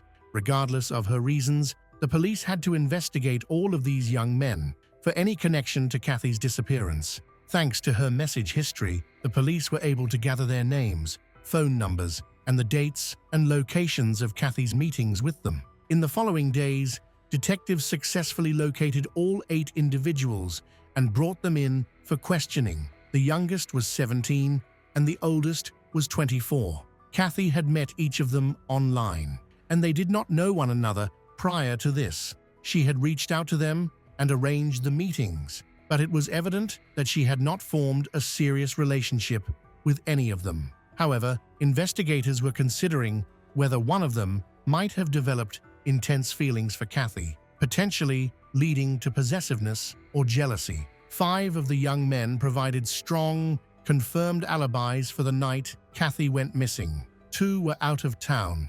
1 was working an overnight shift. Another was in the hospital recovering from a car accident, and 1 spent the entire night at a bar with friends, which was verified by security camera footage. The last 3, who lacked solid alibis, voluntarily took polygraph tests and were cleared of any suspicion regarding Kathy's disappearance, leading the investigation to a standstill. For several weeks, search teams thoroughly explored the marshy area behind the park where Kathy's phone signal was last detected. Despite their extensive efforts, they found no evidence of her. Investigators also struggled to find witnesses who might have seen Kathy in the park that evening. Flyers featuring Kathy's photo were distributed across the city, and social media groups were created where friends and acquaintances exchanged information, theories about her disappearance. News outlets covered the case, urging anyone with relevant information to come forward. The police received hundreds of tips from people claiming to have seen Kathy the night she disappeared or later in various parts of the city. Unfortunately, every lead turned out to be a false alarm, as these sightings involved different young women who resembled her, often of Asian descent. The investigation quickly hit a dead end, with no new evidence, leads, or witnesses to pursue, and progress came to a standstill. By this time, most people believed that Kathy was no longer alive. However, the questions about what happened to her and who was responsible still existed. There was a lingering fear that a dangerous individual remained at large, posing a potential threat to others. In the summer of 2011, police received a call from Giovanni Candelario, who claimed to have crucial information about Kathy's disappearance. Giovanni was a friend of John Carpenter, the roommate of Ezekiel Watkins. He had been temporarily living in their apartment since April of the previous year due to a fight with his girlfriend, but he had not been mentioned in the investigation and had never been questioned by the police. Giovanni stated that he knew Kathy through mutual friends, although they were not very close. He informed the police that on the night Kathy disappeared, April 18, 2010, Ezekiel did not come home at 8 p.m., as he had previously said. Instead, Giovanni remembered Ezekiel arriving closer to midnight and asked to borrow a shovel to bury a duck. At that time, Giovanni was playing a video game but noticed that Ezekiel was covered in mud.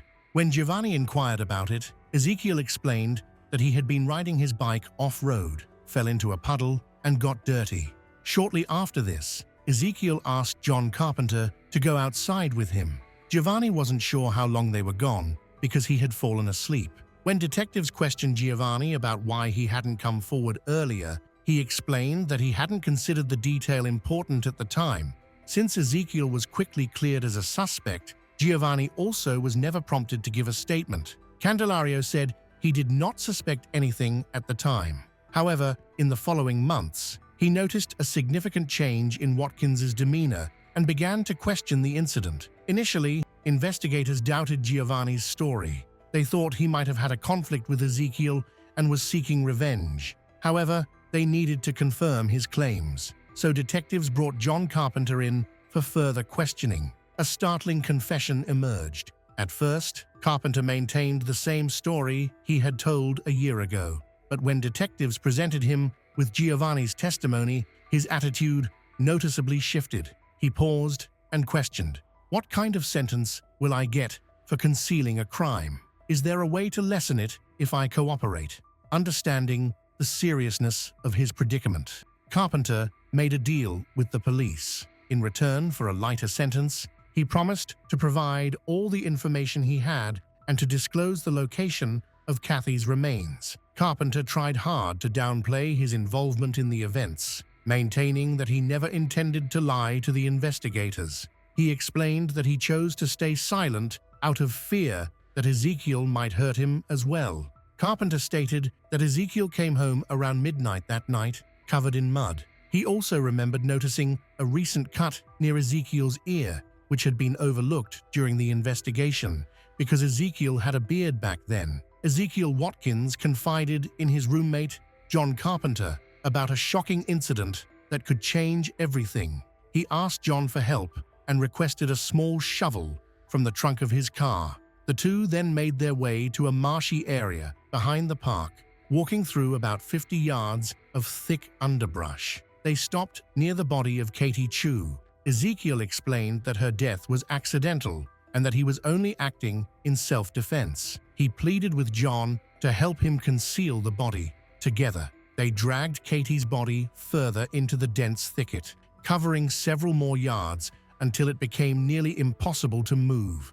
There, they dug a shallow grave, placed her inside, and covered her with dirt, branches. Even a year later, John could show investigators the exact burial location by using a large fallen tree as a reference point.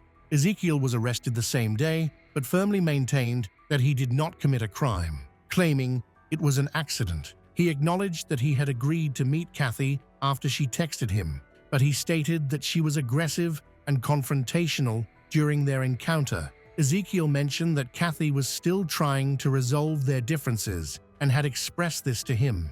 To keep a low profile, Ezekiel suggested they walk to a nearby marshy area to talk. However, the argument intensified once they arrived. Ezekiel said that Kathy's behavior became even more intense. At one point, he took out a knife he always carried, claiming he did not intend to harm her but wanted to frighten her enough to leave him alone so he could go.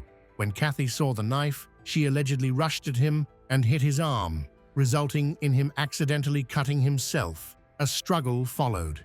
Ezekiel claimed he didn't know how the knife ended up in Kathy's neck. When he realized she was no longer breathing, he panicked. Instead of calling for help, he went home and asked John for help without fully explaining the situation. Although shocked, John agreed to help him hide the body. Together, they created a false story and stuck to it. Giovanni Candelario was staying in their apartment without anyone's knowledge, so he was not questioned by the police during the early investigation.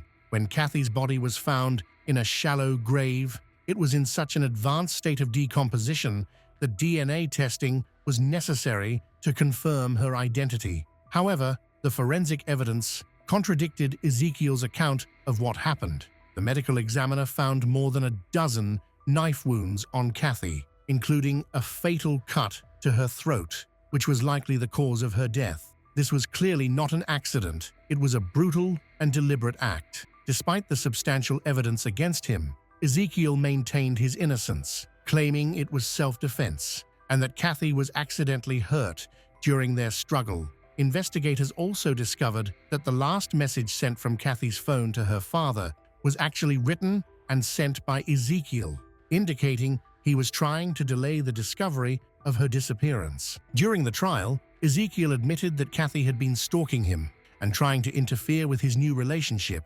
However, he denied that he had meant to hurt her. Giovanni, who provided important information, was not charged and remained a witness in the case. John Carpenter, who was Ezekiel's roommate and agreed to help investigators, received a suspended sentence for hiding evidence and lying in his testimony. Ezekiel Watkins pleaded not guilty to first-degree murder. However, Watkins was eventually convicted and sentenced to 27 years in prison. As a result, without the possibility of parole, Watkins remains incarcerated at the Washington Correctional Center in Shelton, Washington. Kathy Cho's life, radiant and full of promise, was stolen in 2010 by the one she once trusted, Ezekiel Watkins. His betrayal, a knife through her heart and her family's, left Renton, Washington, reeling for her Taiwanese immigrant parents, who cradled dreams of a better life. Kathy's loss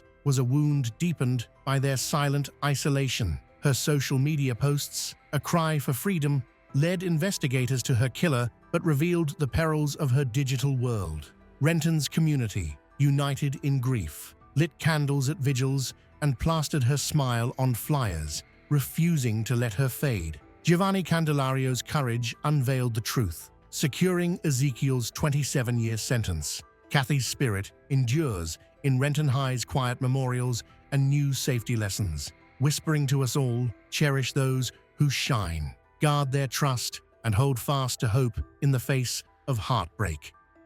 Julie Irene Oldag, later known as Julie Keown, had a peaceful and happy childhood in the town of Plattsburgh, Missouri, located in the heart of the American Midwest. Born on May 16, 1973, she was the eldest of two children. Growing up alongside her younger brother, Chad, Julie's parents, Nancy and Jack, were well-respected members of the community. They lived modestly but comfortably, sustained by their farm work. Growing up on the farm taught Julie responsibility and humility. Julie left a lasting impression on everyone she met. She was empathetic, selfless, and always ready to help others, with a calming presence that put people at ease. Her quiet strength and sense of purpose developed early. Academically, she excelled thanks to the support of her loving family. She attended high-quality schools and consistently earned praise from her teachers.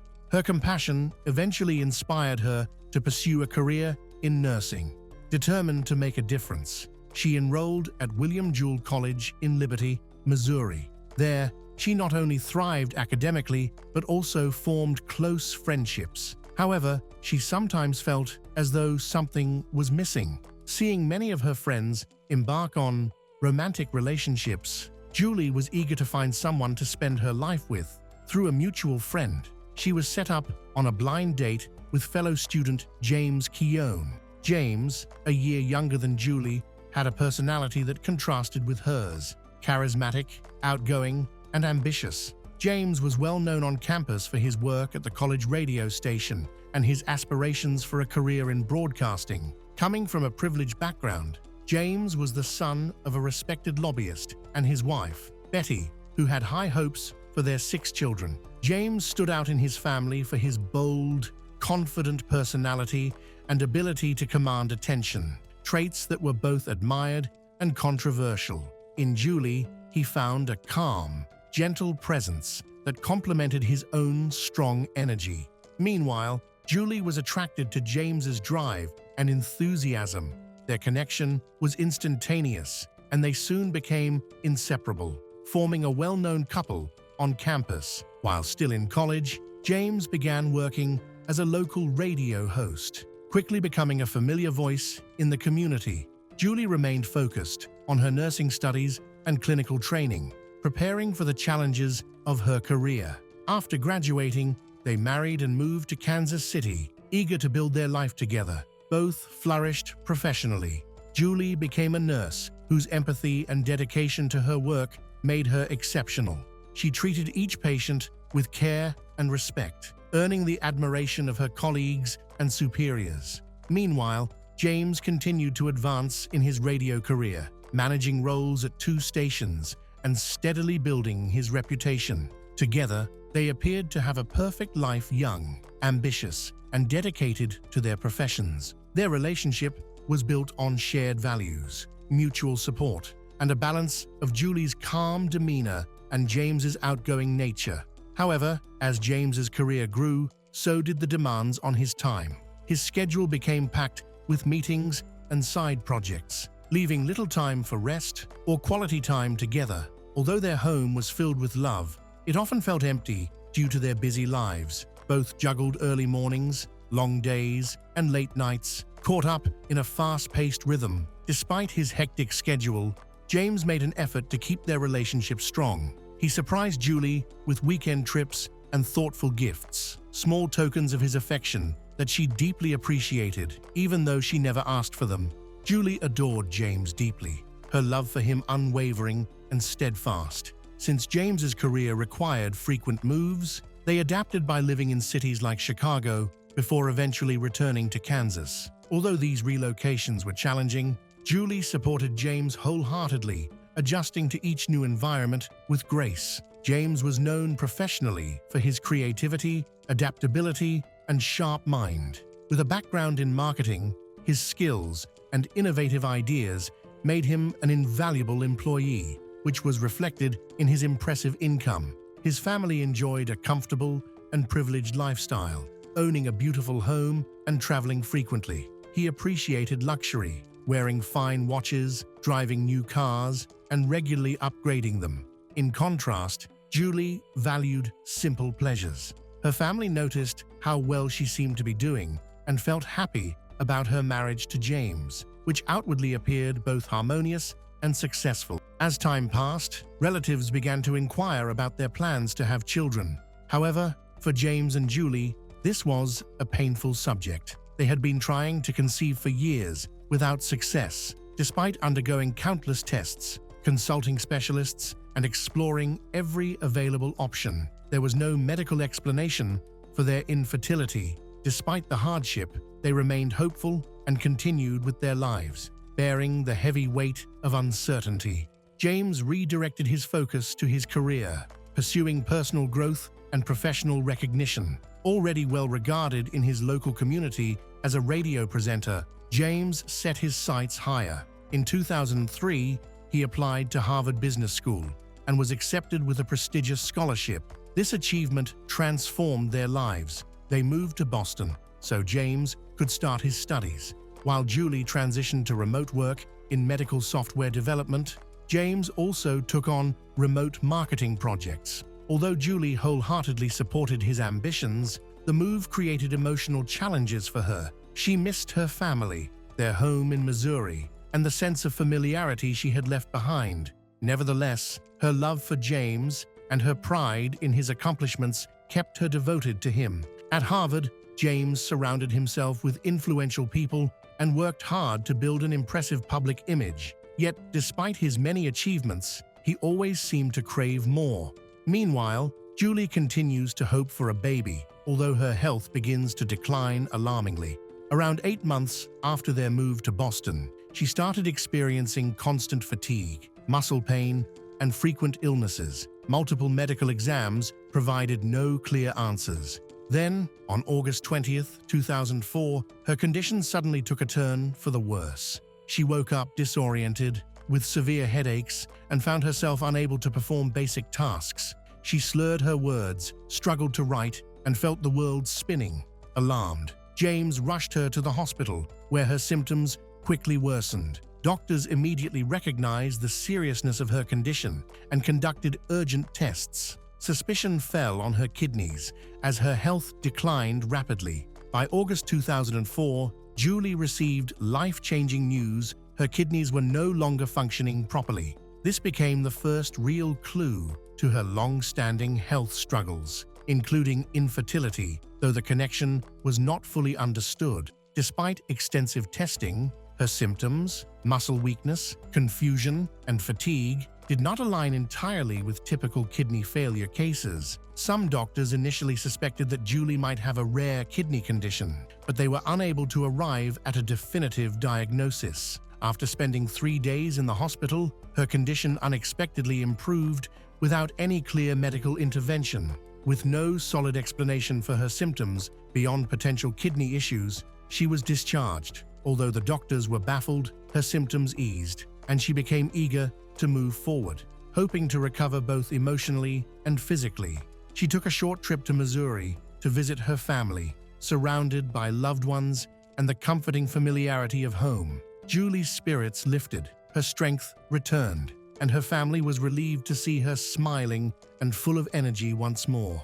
It seemed the worst was behind her. However, this relief was short-lived. Not long after returning to Boston, Julie's health declined again. Her symptoms, dizziness, fatigue, and speech difficulties resurfaced. Albeit less severe than before, her family grew increasingly concerned, speculating that her episodes might have a psychological origin, perhaps stemming from the stress of relocating, the emotional strain of infertility, or even feelings of homesickness. Even Julie's doctors entertained the possibility that stress was a contributing factor. Yet, despite these theories, the possibility of a more serious underlying condition couldn't be ruled out. Tragically, on September 4, 2004, just 2 weeks after her initial hospitalization, Julie's condition took a dramatic and alarming turn for the worse. She was admitted to the hospital again, gravely ill, barely able to speak, nearly completely paralyzed, and soon slipping into a coma. It became evident to the medical team that her kidneys were not the primary issue. Something far more destructive and mysterious was ravaging her body. Despite extensive testing, the doctors were unable to pinpoint the cause, and Julie's organs began to fail one by one. In an unexpected breakthrough, a nurse made a critical suggestion: conduct a toxicology screening. Although such a test was uncommon in cases like Julie's, the nurse's intuition proved to be pivotal. The toxicology report revealed a horrifying truth. Julie had ethylene glycol in her system, a poisonous chemical commonly found in antifreeze and engine coolant. The symptoms of ethylene glycol poisoning, kidney failure, confusion, and severe physical decline matched Julie's condition perfectly. The report confirmed she had been deliberately poisoned. As Julie lay comatose and unresponsive on September 4th, her family rushed to the hospital, devastated by her deterioration, helpless to do anything but wait. They watched her condition worsen. After 4 days in a coma, on September 8, 2004, Julie passed away at the age of 31. Despite the relentless efforts of the medical team, the diagnosis had come too late. Her body had suffered too much damage to recover. Her sudden death left her family and friends in shock. Only days earlier, she had been laughing and talking with her loved ones. Now, she was gone. The toxicology findings immediately raised suspicions of foul play.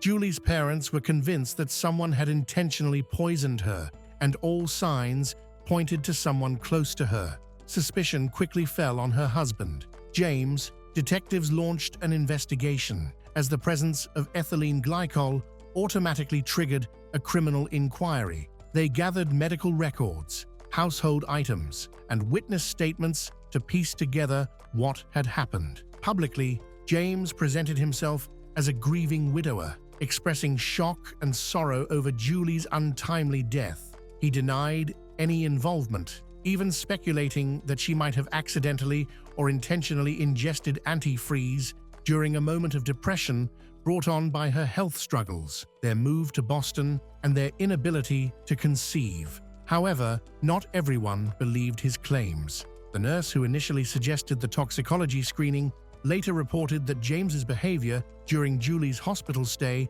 had been unsettling. He often dominated conversations with doctors, frequently answering questions on Julie's behalf and giving the impression that he was controlling her care. Some people argued James's actions were likely a result of Julie's illness. Perhaps he was simply trying to advocate for her when she couldn't speak for herself. However, others found his behavior suspicious. At one point, James even suggested a peculiar theory, claiming that Julie might have mistakenly consumed antifreeze, believing it to be a different liquid. Investigators became more suspicious upon learning that Julie had a $250,000 life insurance policy. At first glance, this might not seem like a strong motive for her husband, James, who seemed to live a comfortable life. However, doubts began to arise. Was James as wealthy as he appeared, or was his wealth just an illusion? Shortly after Julie's death, a new clue came to light. The landlord of James and Julie's Boston apartment contacted the authorities after James suddenly disappeared, leaving the apartment and abandoning personal belongings such as Julie's wedding dress, their wedding rings, and photos from their wedding. Items a grieving husband would typically treasure. It was soon revealed that James had returned to Missouri, where he began a new job as a talk show host at a local radio station, seemingly eager to start afresh. Investigators uncovered troubling details about James's life in Boston. He hadn't paid rent for months, his luxury car had been repossessed, and, shockingly, he had forged a letter claiming he had been accepted into Harvard Business School, a lie he used to justify working remotely for a marketing company. This company had hired him for a high-paying project to design a website, but he failed to deliver results and appeared to lack the necessary skills for the job. Instead, he embezzled funds allocated for the project. His resume was filled with fabricated job experiences, including positions at companies where he had never worked.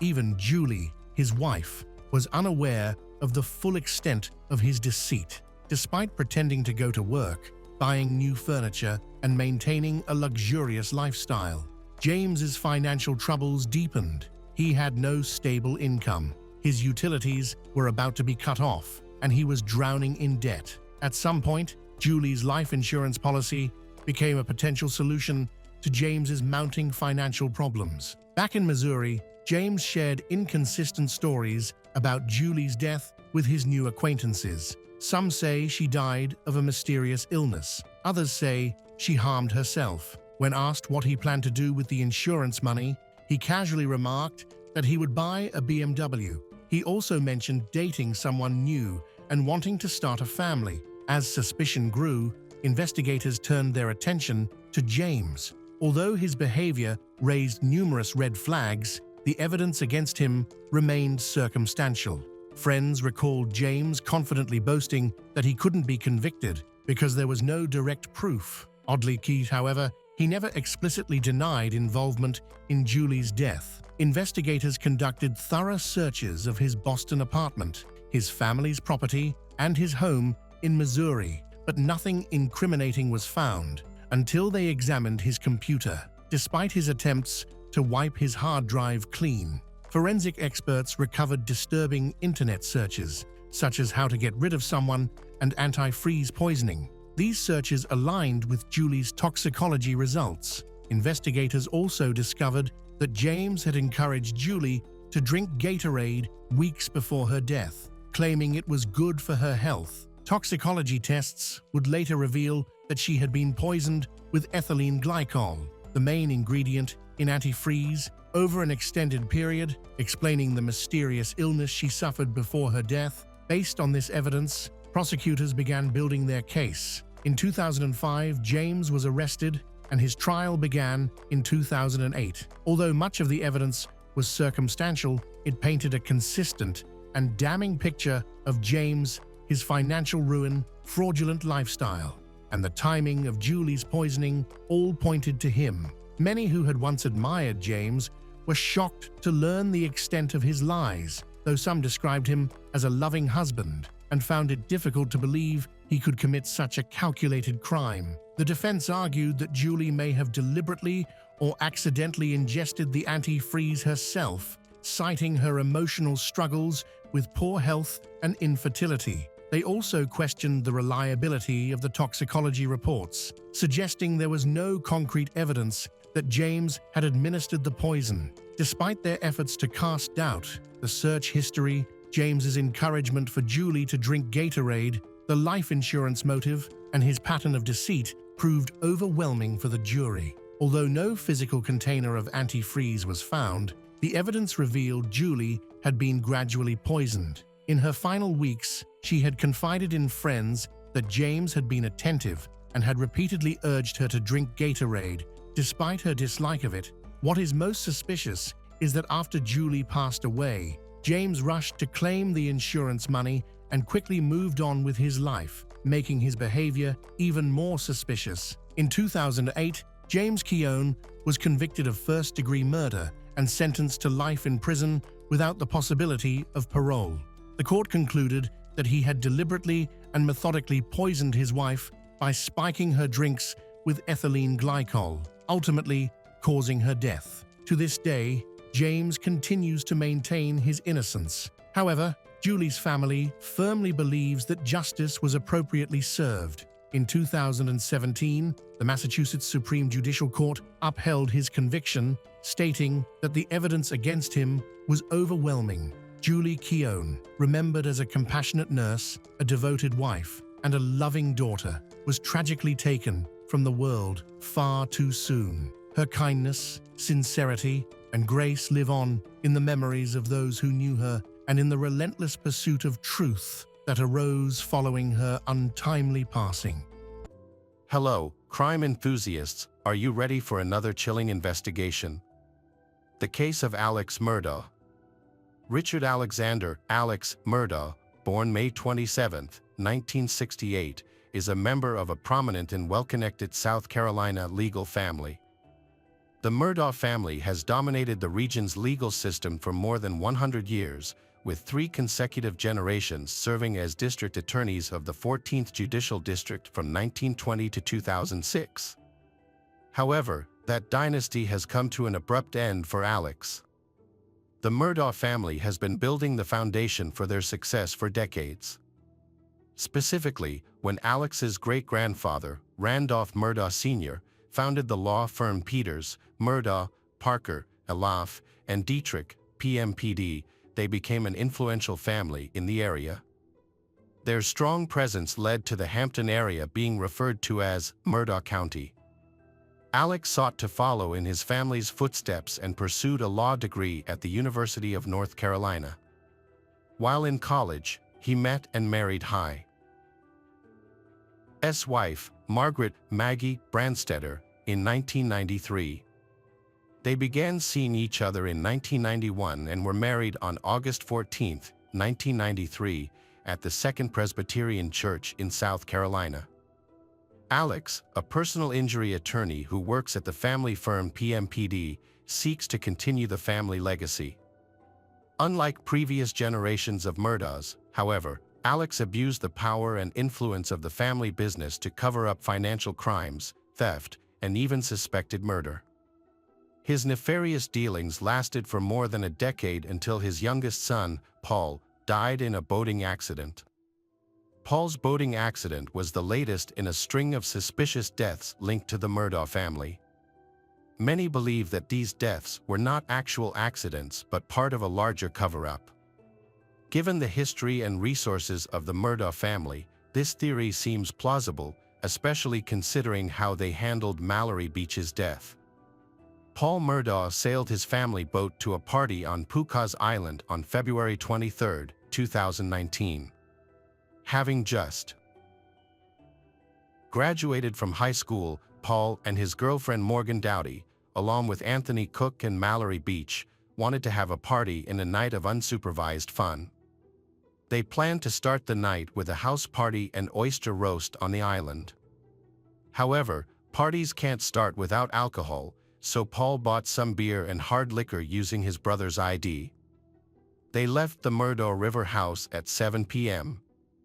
By midnight, they were ready to continue their fun, so Paul decided to steer the boat to downtown Beaufort. There, he and Connor, a teenager, also joined the boat party, had 2 rounds of drinks around 1 a.m. On the way back to the boat, Paul and Connor were caught on a surveillance camera. At this point, Paul had been drinking heavily, and according to other passengers, he began to act strangely around 1:15 a.m. As they sailed, the situation became more complicated. The group started to disagree with Paul as he steered the boat in a disoriented manner and acted as if he were drunk. Mal. Ori recalled that Anthony asked Paul to take him to a nearby rock to get off, but Paul refused. Morgan later commented that Paul took his hands off the wheel several times to argue with her, which made Mallory very nervous. GPS data from the boat's Garmin device indicated a period of acceleration. Paul, however, denied pushing the boat forward, but he was at the wheel at 2:20 a.m. when the boat hit the bridge, throwing Mallory into the water. The other teens were also in danger. Connor suffered a broken jaw and Morgan sustained a serious hand injury. Connor called 911 and help arrived immediately. When Deputy Beaufort arrived, the teens were in a state of chaos. The first thing he noticed was that Anthony was in distress. He reported that when he saw Paul smiling, Anthony actually tried to run past him to get to Paul. Police reported finding blood in the main cabin of the boat and a large crack in the hull from the collision. All of the teens were intoxicated and were taken to the hospital for treatment, except for Anthony. Everyone agreed to treatment except Paul, who was highly agitated and had a blood alcohol level of 0.243, well above the legal limit. Paul's father, Alex, was present that night, going from room to room trying to calm everyone down and control the situation. After 8 days of searching, Mallory's body was finally found. The autopsy revealed that she died from blunt force trauma to the head and subsequent drowning. Several witnesses, including Paul's girlfriend Morgan, testified that Paul was speeding in the boat that night. However, Paul was neither arrested nor charged. This led to speculation that Alex may have intervened in the legal process to help his son escape punishment. In March 2019, the Murdaugh family was sued for wrongful death. Mallory's family alleged that Paul's mother, Maggie, knew her son was intoxicated while the group was boating. Additionally, they claimed that his brother Buster provided the paperwork necessary for the group to purchase alcohol. It was not until April 18, 2019, on Mallory's 20th birthday, that Paul was charged with 3 felony counts of operating a boat while intoxicated, resulting in her death and the serious injury of 2 other passengers. Paul pleaded not guilty and was released on $50,000 bail. Unfortunately, Paul's trial date never arrived. He died before the case could proceed. Another death that appears to be linked to the Murdaugh family is that of Stephen Smith, an openly gay teenager whose body was found on July 8, 2015, lying in the middle of a road in Hampton County, South Carolina. The cause of death for the victim was severe head trauma. The incident was initially ruled a hit-and-run accident, and no suspects were arrested. However, the victim's mother believes her son was murdered in a hate crime. Stephen had been classmates with Buster Murdaugh in high school. In addition to their friendship, there were rumors that the two had been romantically involved. Some have suggested Buster was involved in Stephen's death and that the story of him running away after the accident was a lie.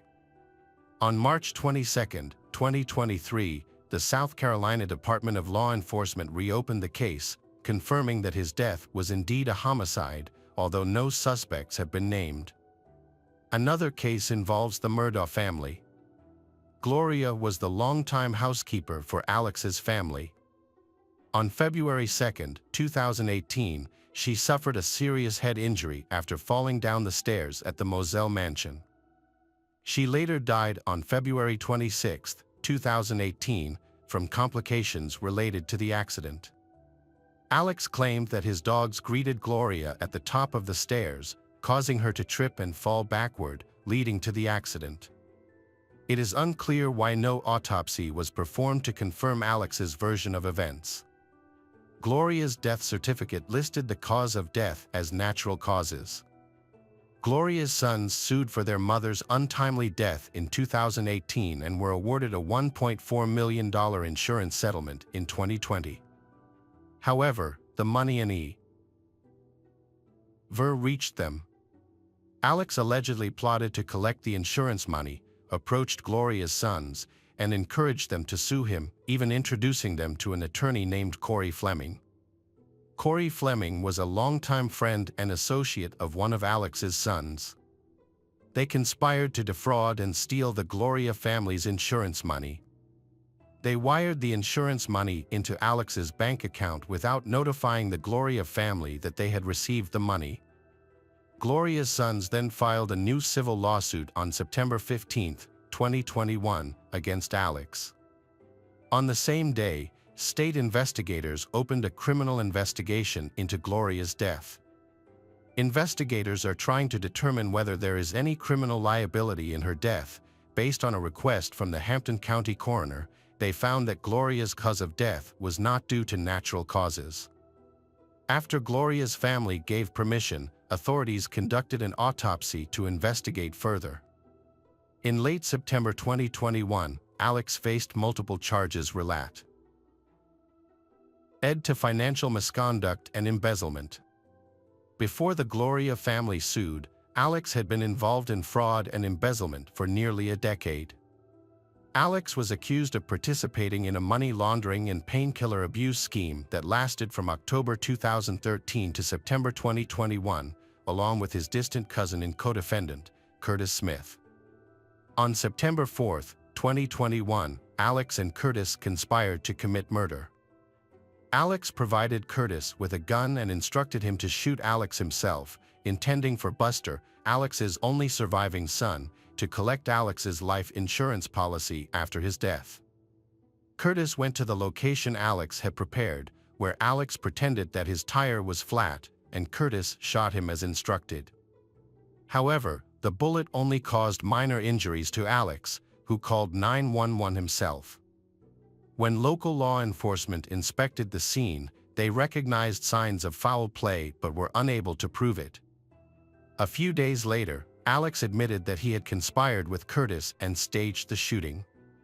His lawyer informed him that he was mentally unstable and that malicious elements were taking advantage of the situation.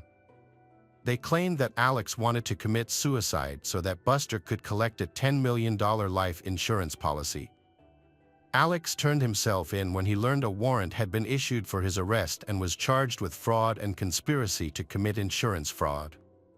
He filed a police report just 2 days after the incident. Alex announced that he would resign from his family law firm and enter rehab for treatment.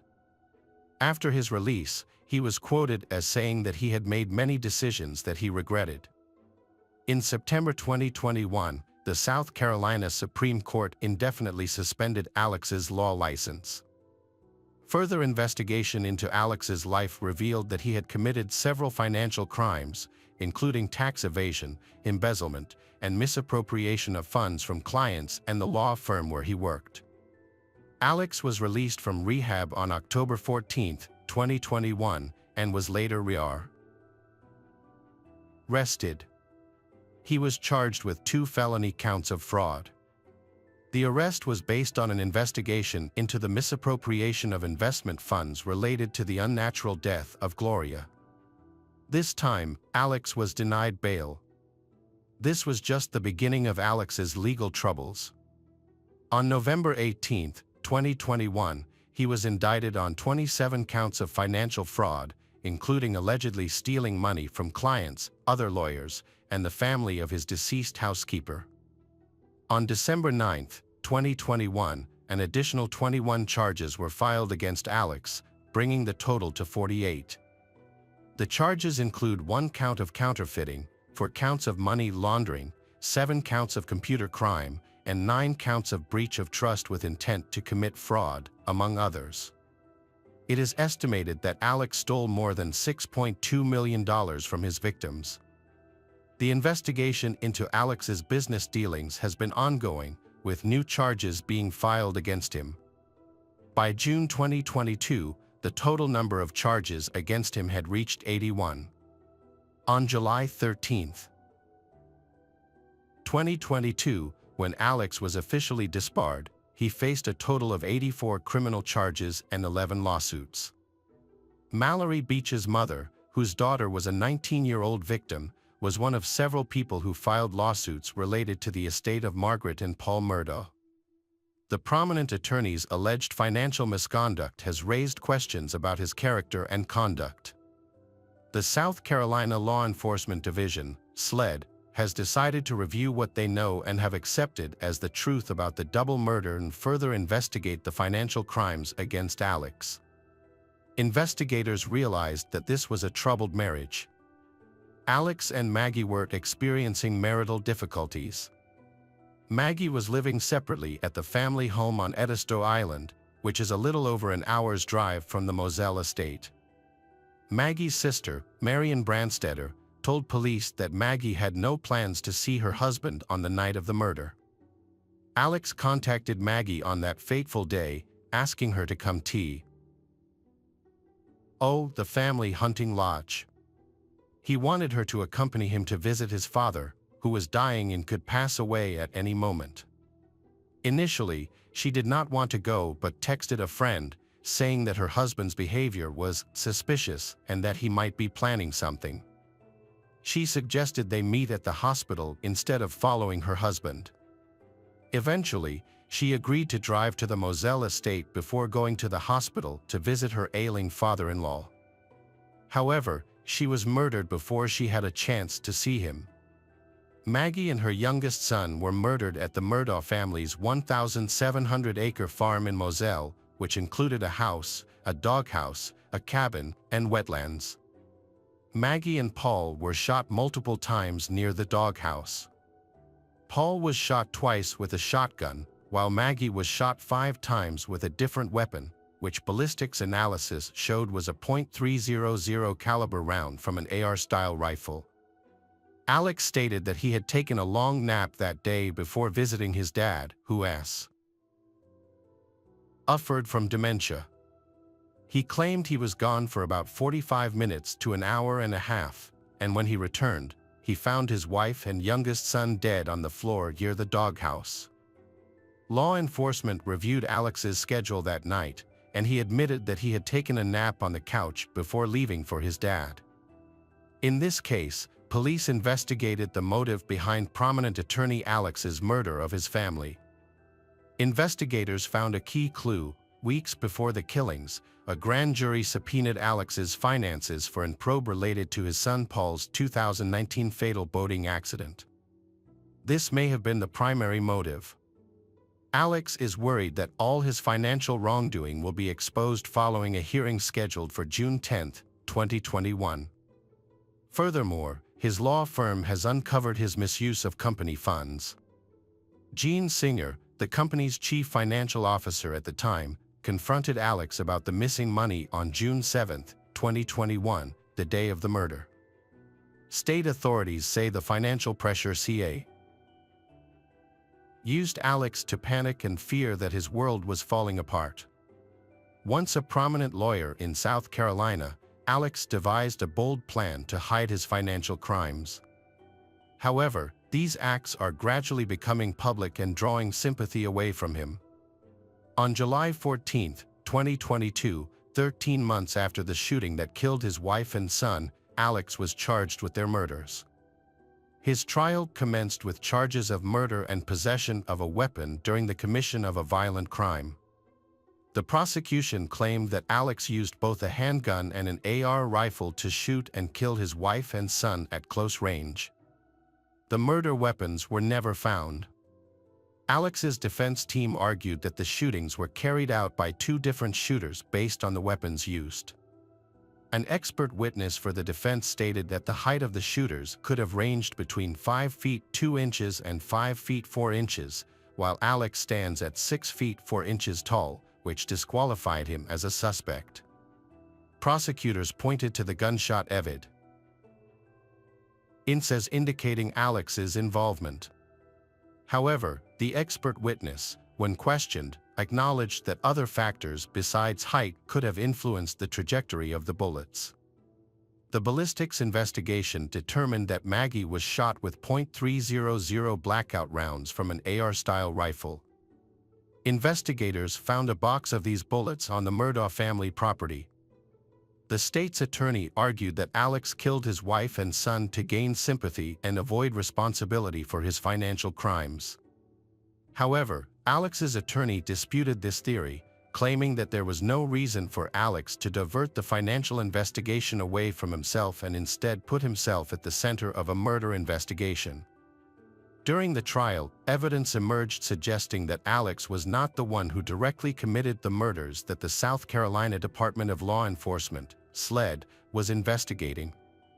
Alex's attorney, Dick Harputlian, argued that he had an alibi for the night of the murders and had an motive to kill Maggie and their youngest son, Paul. He portrayed Alex and Maggie's marriage as one of everlasting love. However, prosecutors presented two videos of Alex from the night of the murders, taken hours apart. One was from Paul's Snapchat, and the other was from a law enforcement officer's body camera at the scene of the crime. The Snapchat footage was taken about an hour before the murders. When compared to what Alex was wearing after the incident, there was a clear discrepancy in clothing. In the Snapchat video, Alex was dressed in a blue shirt, which was different from the one he wore that was captured on the police body camera.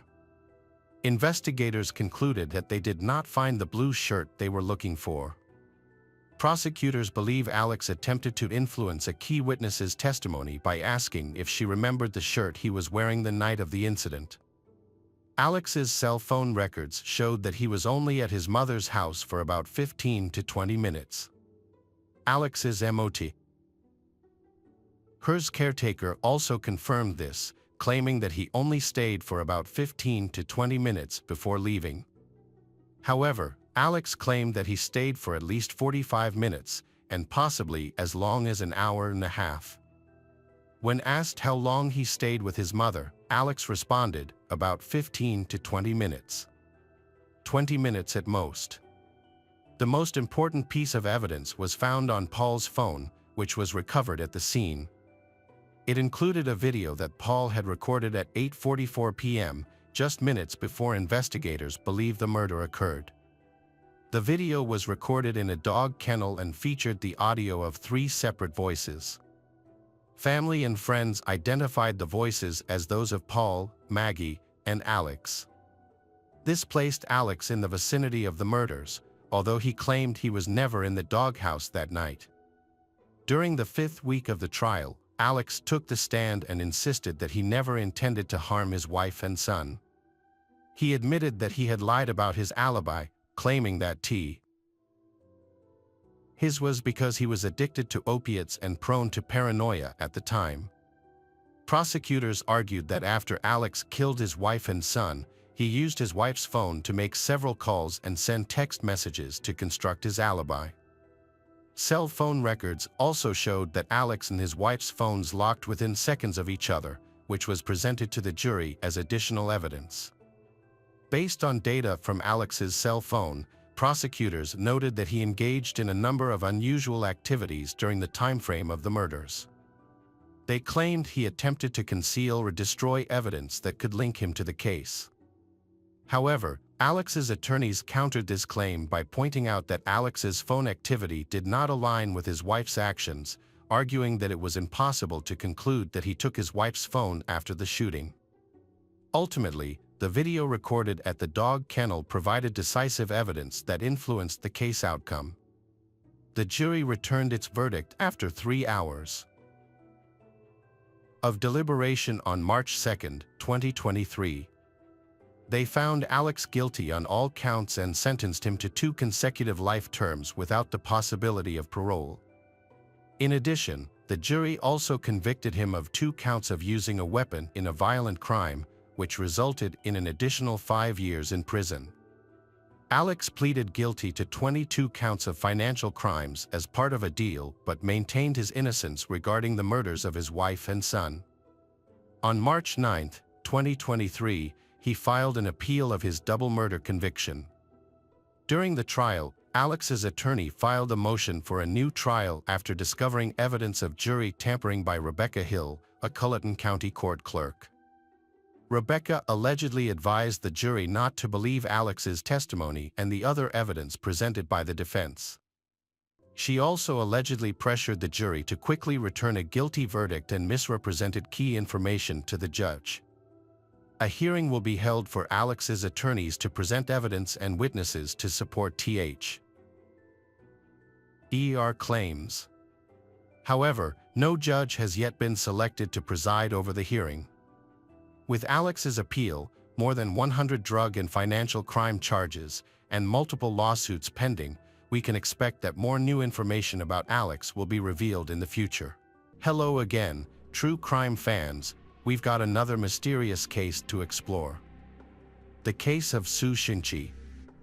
On July 4, 2009, several lecturers from the finance department of a Chinese university gathered to work overtime to manage and monitor the school's finances and expenses from the previous semester. One lecturer, Tam Xingfai, 43, was scheduled to attend but was missing. At 11 a.m., a colleague named Ma tried to call Xingfei's cell phone but received no response.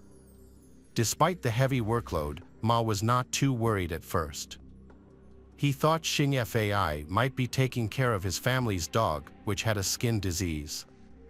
Xingfei had planned to take the dog to the vet, so Ma assumed that was where he was.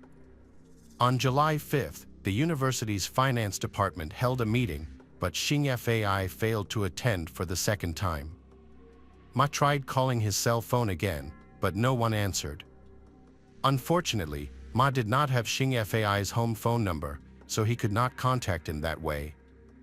By July 6th, Xingfei had been absent from work for 2 days and had not contacted any of his colleagues. Eventually, one of his colleagues reported the situation to the finance department. Xingfei's supervisors had his home landline number, so they called there, but like his cell phone, no one answered. They called the library where his 33-year-old wife, Helen Tong Yen, worked. Library staff confirmed that she had also been absent from work without permission. The couple lived in Zhongshan, Guangdong Province, China, and had been married for 11 years. They have 2 daughters, the eldest, Tam Hu-man, 10, and the youngest, Tam Hu-wing, 7. Despite their financial difficulties and living in an abandoned recycling station on Waju South Road, they are known to be kind, cheerful, and positive people with well-behaved children. Xingfei often takes his daughters into town to have fun, leading some to believe that the family went on vacation together.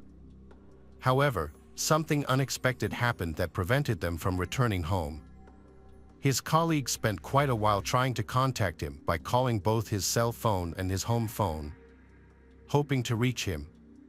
Finally, someone answered, but instead of a family member, it was a middle-aged man who was a stranger.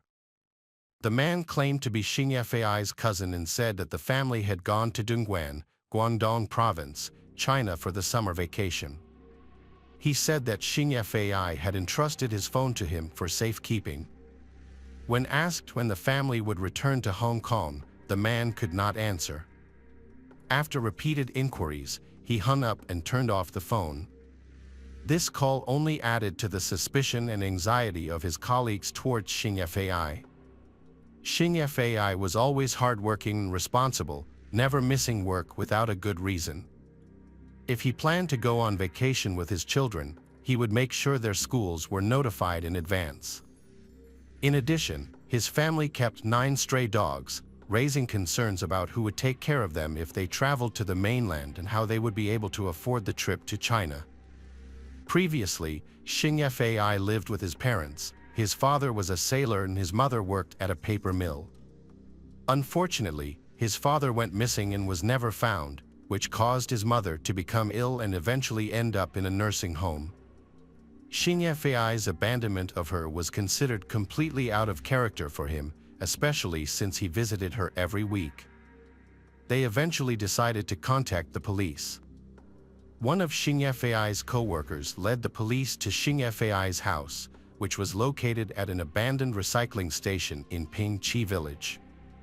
During their journey, they saw a short man through the fence of Xing Fei's property. He quickly disappeared from sight, but they didn't think much of it and continued on. When they reached the gate of the house, they found that the door was locked. The police then inspected the property and interviewed the neighbors. The abandoned recycling station covers an area of nearly 450 square meters, of which only 90 square meters are built, leaving nearly 350 square meters as empty flower beds. The construction of the building was not permitted. The previous owner had built several corrugated iron sheds on the site for waste recycling. A stone house next door was used as a pig farm, and there were few residents in the area. As a result, the police were only able to question one neighbor, an elderly woman surnamed Wang, who lived alone across the street. She said she had lived in the area for a long time and was familiar with the family's routine, noting that they often spent their afternoons working in the garden. However, she had little information about their personal lives and commented that the family rarely had visitors due to the isolated nature of the site. The only relative who visited and contacted Xing Fei was Xing Fei's middle-aged cousin, Zhu Wang. Zhu Wang did not have much information about Xing Fei's family. He only knew that Xing Fei's cousin lived in a nearby stone house. Xing Fei's colleague informed the police that his call was answered by Zhu Wang, leading them to believe that he was the one on the other end of the line. However, Zhu Wang said that he did not know the address of Xing Fei or his cousin. Prior to these events, the police went to Xing Fei's house to investigate in Pingqi village. That same day, the police found a man at a stone house on Waju Road number 74. The man, Su Xingqi, 42, confirmed that he was Xing Fei's cousin. He said that he often went to Xing Fei's house to help with renovations and gardening. When asked about the phone call, he said that the family was in China for a vacation. On July 5, Xing Fei visited his mother at the nursing home. He then went home to tell Su about his plans to travel to Dongguan, China for a few days. Su explained that using Xing Fei's Hong Kong mobile phone in mainland China would incur high roaming charges, so he asked Su to keep the phone until he returned. The witness and Xing Fei's colleague who saw him running away was actually Zhu Wang, who had just finished feeding the family dog. Su appeared calm and there were no significant inconsistencies in his testimony. When the police asked Su if he had the keys to the family's house, he said no. The police continued to investigate the area. When the police questioned the villagers about Su, they discovered that he had been dishonest. Villagers confirmed that Su often went to the house to work and could open both the gate and the door himself, even when no one else was there. This suggested that he might have had a key to the house. In fact, he did have a key, as Zhu Wang saw Xing Fai hand the key to Su at the university office, asking Su to get the key for him. Later, when the police returned to Su's house to ask about the key, he denied having the key again. He claimed that he had used the spare key for renovations but had returned it, so he said he could not enter the house. During this interrogation, Su seemed much more nervous than during the first interrogation, and he deliberately avoided important details. When the police threatened to search his house, Su panicked and suddenly remembered that he actually had another house key that he had not returned. He then took the key from the closet and gave it to the police. Although Su's behavior was suspicious, there was no concrete evidence linking him to the family's disappearance, so the police decided to keep an eye on him while they continued their investigation. They used a spare key to enter Xing Fai's home, where they found the interior in disarray, suggesting a break-in. The police also found some fresh blood stains on the walls, suggesting that someone had been murdered in the house. In the kitchen, they found a sink full of dirty dishes, which raised doubts about the idea that the family had traveled to China, as they would not have left the house in such a state. In the couple's master bedroom, the police discovered the family's identity cards in the wardrobe.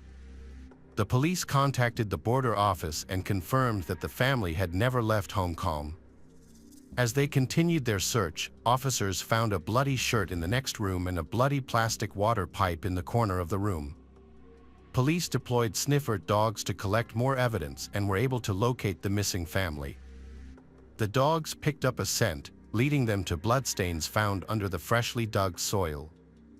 In addition, despite it being summer vacation, the couple's two children, Hiu Man and Hiu Wing, had enrolled in summer school, indicating that the family was not on vacation. A special task force was therefore set up to investigate the case.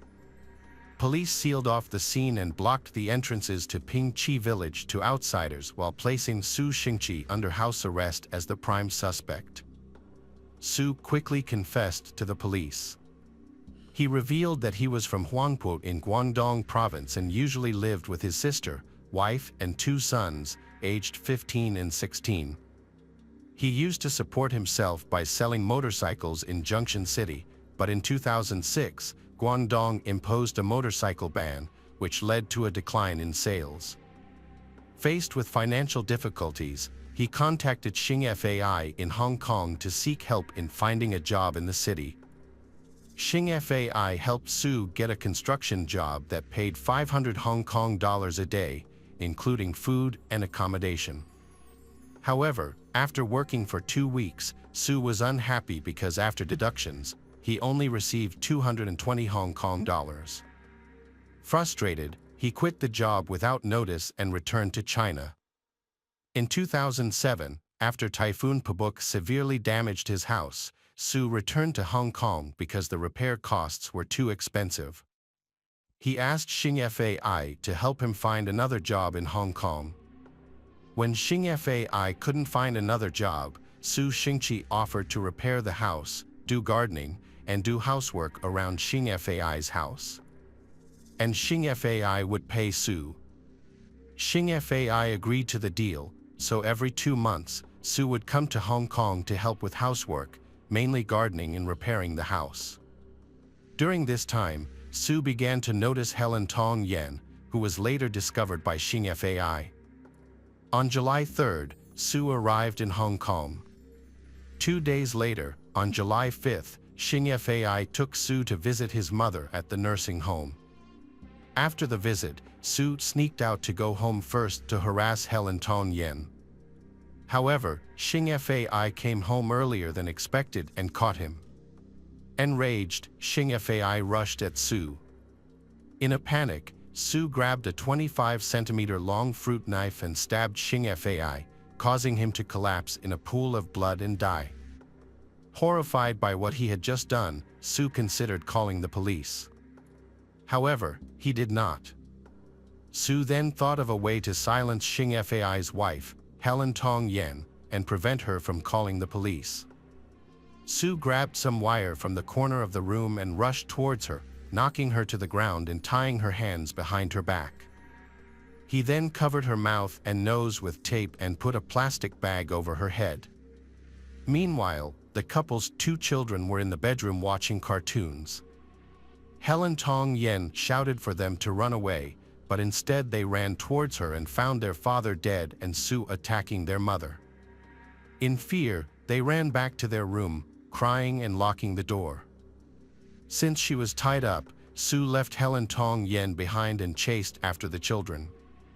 Hearing the noise, Hiu Man and Hiu Ying saw Sue holding a pair of pliers. He pried open the door and used more electric wires to attack both of them. He tied their hands behind their backs, taped their mouths and noses, and put plastic bags over their heads. After leaving the bedroom, he returned to find that both children had stopped breathing. Hiu Man and Hiu Ying suffocated shortly after. After killing the entire family, Sue was at a loss for what to do next. He returned home to think things over. He felt that hiding the bodies in a ditch or pond would be too easy to discover, and that dismembering them would be tiring and time-consuming. Instead, he decided to bury the bodies in their own home. On July 6th, he returned home to clean up as much blood as possible. He then dug a hole deep and wide enough to fit the bodies of the 4 family members and quickly placed them inside. He also threw the murder weapon into the hole before filling it up.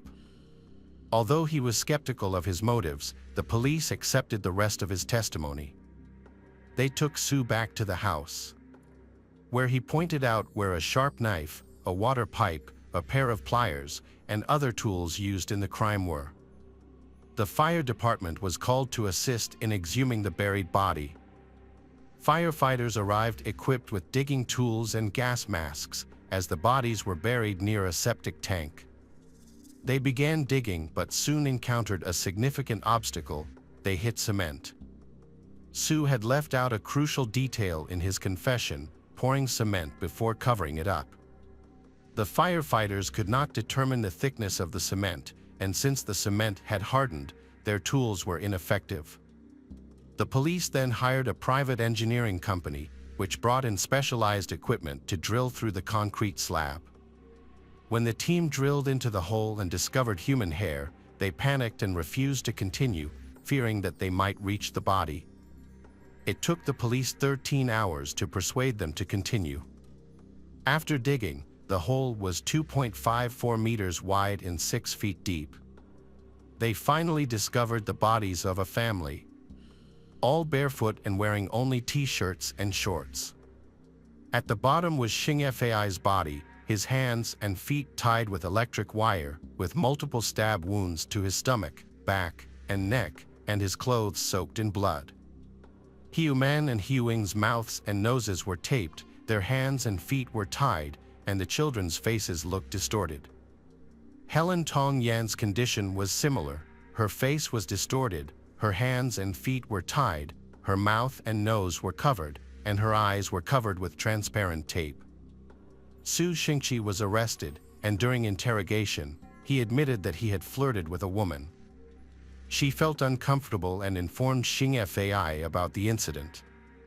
Xing Fai becomes angry and kicks Su out of their home, forbidding him from returning. On July 3rd, Su returned home to start work, and his relationship with his cousin seemed to have improved. However, on July 4th, he again behaved inappropriately towards Helen Tong Yen. While Xing Fai was away, Su attempted to molest her. She escaped and locked herself in her room while calling for help. Not wanting to attract the attention of the neighbors, Su angrily left the house. On July 5th, Su and Xing Fai went to the nursing home, but he left first. Anticipating this, Xing Fai returned home early and found Su at his home and was trying to get in to talk to Helen Tong Yen. An argument ensued, and in the heat of the moment, Su stabbed Xing Fai. The rest of his confession was consistent with his initial statement but added the detail that he had filled the makeshift grave with cement.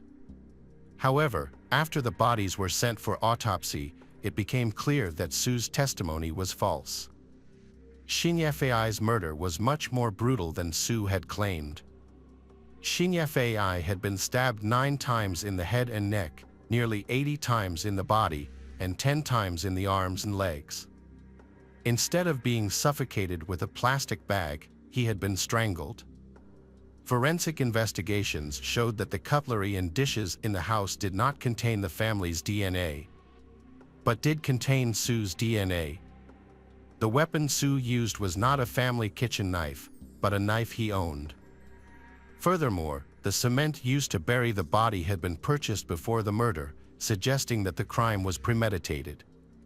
Police discovered that bank cards had been used at ATMs after the time of death, but could not be withdrawn due to repeated incorrect PIN entries.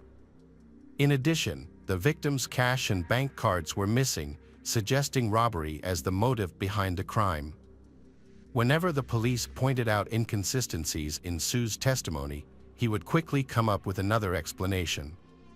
He claimed that his ancestral home in China needed urgent repairs while his 2 children were in school and he needed $100,000 in cash to pay for it. During his visits to Hong Kong, he did not earn much money, which prompted him to seek help from Xinyefei. Su believed that Xinyefei was actually rich but acted like a miser, and he thought that the low wages he received while working for Xinyefei were because they were exploiting him as cheap labor. On July 3, Su returned to Hong Kong alone without informing anyone. He waits until July 5, when Xinyefei has a day off from work. While Xinyefei is at the nursing home, Su, armed with a hidden knife, knocks on his door. When Xinyefei returns and finds Su there, he invites him to cook something while they talk. As soon as Su enters the kitchen, he suddenly asks to borrow 100,000 Hong Kong dollars. Xinyefei refuses and explains to Su that the money was for his mother's medical treatment and his children's education. Su does not want to accept this answer and accuses Xinyefei of just wanting to use him as cheap labor. This accusation angers Xinyefei, and when Su continues to press the issue, Xinyefei tells him to leave. As Xinyefei turns to leave, Su lunges at him, covering his mouth before stabbing him in the back. He then threatened Hiu Man and Hiu Ying, ransacked the house for cash and bank cards, and demanded the card passwords. Xinyefei pretended to provide a fake password, which Su did not realize was invalid at the time. Su also lied about strangling the others and claimed that he killed them by covering their mouths and noses with tape and putting plastic bags over their heads. When Su went to the nearest ATM, he discovered that he had been scammed because his PIN did not work. When he returned home, he discovered that people had suffocated while he was away. Seeing the food he had prepared, he decided to sit and eat next to the 4 corpses while thinking of what to do with them. After stealing 6,000 Hong Kong dollars from Xinyefei, he buried the corpses and the tools he used in a small hole before going to sleep at his stone house. The next morning, Su realized that the smell from the buried corpses might give them away. To prevent this, he went to buy cement, dug up the hole, poured cement in it, and covered it up. He decided to stay at home for a while to answer any calls to Xinyefei's cell phone or home phone, telling anyone who asked that he was keeping an eye on things while they were away on vacation. Su did not expect the deception to be discovered so quickly. Even then, he continued to lie about several details, including how he had purchased cement before the incident and the circumstances surrounding the victims' deaths. At that point, the police were no longer focused on obtaining a true confession, believing they had enough evidence to proceed. The trial took place in the Hong Kong High Court on October 28, 2010, where he pleaded not guilty. He claimed that his previous statement about having an affair with Helen Tong Yen was correct, asserting that he killed her in self-defense and that the deaths of Hiu Man and Hiu Ying were accidental. On November 23, the jury returned a verdict in which Su Xingqi was sentenced to life imprisonment for 3 counts of murder and 1 count of manslaughter. The judge declared that Su Xingqi had no conscience, was worse than an animal, and had no remorse. He accused Su of fabricating his self-defense testimony and his relationship with Helen Tong Yen, not to receive a lighter sentence, but simply to tarnish their reputations after death.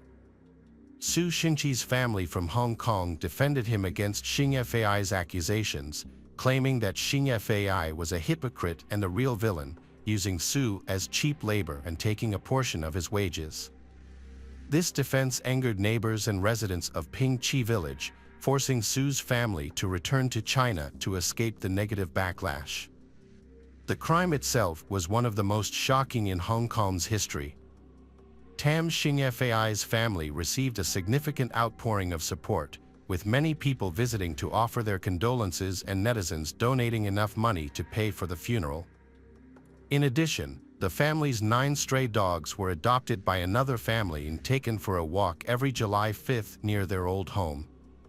On August 9, 2022, Su Xingqi died of liver cancer at the age of 55 in Stanley Prison, Hong Kong. Hello friends, welcome to our channel. Today we're going to take a look at another horrible case with you. The case of Samantha and Tessara Crespi. David Crespi comes from a family known for its success and respect. He is from Sacramento, California, and both he and his brother, along with their father, graduated from California State University. David earned an accounting degree with honors in 1983. His older brother, John, is the pride of the family, having become a professor of economics at Kansas State University. With his excellent academic performance, David easily found a job at a local bank, where he quickly rose to the position of CFO. However, the bank eventually closed. He then worked as a manager at a mortgage company in Sacramento. David has 2 children from his first marriage. However, his life took a difficult turn when his first wife died of a brain tumor. David devoted himself to providing for his children during this trying time. Fortunately, he soon met Kim, a woman he had known since college. Their friendship blossomed into a romantic relationship, and they began living together in 1994. Kim married David and adopted his children. In 1997, they welcomed a son, and 4 years later, they had twins, Tessara and Samantha. In total, David has 5 children with 2 women. In 2001, David moved to a new and promising bank, prompting his family to relocate to Matthews, a small town in the suburbs of Charlotte, North Carolina. By 2006, David Crespi was a vice president at a bank and lived with his family in a comfortable 3-story house in a prosperous area of Matthews. They had lived in this quiet neighborhood for nearly 5 years, which was considered an ideal place to raise children. The family shared a strong, loving bond and maintained a warm relationship with one another. David was regarded as a caring and active family man. They were actively involved in their local church, where David served on the finance committee. To many, it seemed that David had achieved his dream. What appeared to be a happy life actually concealed deeper problems. From a young age, David struggled with mental health issues on the surface. He seemed to be a kind, devoted, successful, hard-working, and intelligent husband and father. However, he often suffered from severe bouts of depression that would come and go without warning. His condition worsened after the death of his first wife, but it only began to improve when Kim entered his life. She did her best to support him, and they both believed that this would help him overcome his challenges. Unfortunately, it was not enough. David's mental health issues began when he was 20 years old. At that time, he faced typical challenges in love and difficulties in planning for the future, which left him in a state of sadness. Adult life turned out to be more difficult than he had anticipated. Despite this, David still managed to excel in everything he did and worked tirelessly, not realizing that his success came at a high cost. As a young man, David did not seek help and preferred to solve problems on his own. As an adult, his depression often stemmed from the increased demands of his job and the responsibilities he assumed. His family was aware of his difficulties, and his colleagues noticed when he occasionally fell into a state of depression. However, David usually recovered quite quickly. There were no serious consequences for his work life. People understood his situation. He could take a day off, but his colleagues covered for him and provided sick leave when necessary. Their support seemed justified because, while his depression was in remission, David excelled in his field. The situation became increasingly serious. David was a devout Catholic, as was his entire family, according to his faith. End life was considered a sin. Despite this belief, David frequently contemplated end life during his time as vice president and even attempted it several times without success. During this period, David chose to spend time outdoors, searching for a suitable place to end his life instead of working. His wife tried to intervene and save him during these moments. After each attempt, David promised his family that he would not try to commit end life again. David struggled with depression that he could not control. Simply promising himself not to harm himself did not help him dispel his dark thoughts. His frustration grew. Instead of feeling like harming himself, he began to have thoughts about harming others. One time, when David and Kim were stopped at a traffic light, he seriously considered driving into a crowd. His wife thought he was joking. Unaware of how sincere his feelings were at this time, David tried several prescription medications, but they were ineffective. His attempts to deal with his mental health issues on his own made him paranoid and withdrawn. He became increasingly anxious about losing his job and going bankrupt. Often imagining the worst-case scenarios, Kim encouraged him to see a psychiatrist, who prescribed him antidepressants. David agreed and committed to the treatment regimen the doctor gave him. David had been on one medication for years, but it caused him to gain weight, which frustrated him. Annoyed by this side effect, he decided to stop taking the medication and try something else. He returned to the psychiatrist, hoping to adjust his treatment regimen for better results. By 2006, he was very familiar with his mental health problems, which had become more frequent and intense during these times. He was haunted by thoughts of harming others. David often thought about ending his life voluntarily, but because of his promise not to harm himself, he considered harming others instead. Although he saw his doctor regularly, he never revealed these feelings. Hoping that a prescription medication would help him manage his difficulties, he feared losing everything he had built. He understood that if his doctor knew about his obsessive thoughts, it could lead to serious consequences, such as hospitalization, loss of his job, or separation from his wife and children. He tried not to think about harming others and fought against these thoughts. David's last appointment with a psychiatrist was on January 19, 2006. Shortly before the tragic events occurred, the psychiatrist prescribed new medication, believing that David was struggling with sleep problems and anxiety. He had also recently changed his previous medication, which could cause weight gain. The psychiatrist did not notice anything unusual. David was very good at hiding his emotions and preferred to rely on himself. On the morning of January 20, 2006, David's family was at home. Kim, David, and their 5-year-old twins, Samantha and Tessera, whom David adored, were all together. David was on sick leave due to his battle with depression. At that time, everything seemed normal, and there was no sign that anything was wrong. At 11:30 a.m., David received a call from his mother. It was a routine check-in. She was aware of his mental health issues and called at the same time every day to see how he was doing, and if he needed any support. They talked for about 15 minutes, during which David reassured her that everything was fine. His 3 older children were at school at the time at 12:15 p.m., while Samantha and Tessera were having lunch. Kim was looking after them. She felt confident that nothing would happen to the children because David loved them very much. She believed that they would be safe with him. Kim had gone out to get a haircut after lunch. David worked on the computer, but then took a break to spend time with his daughters. He suggested they play hide and seek, and they scattered to find hiding places around the house.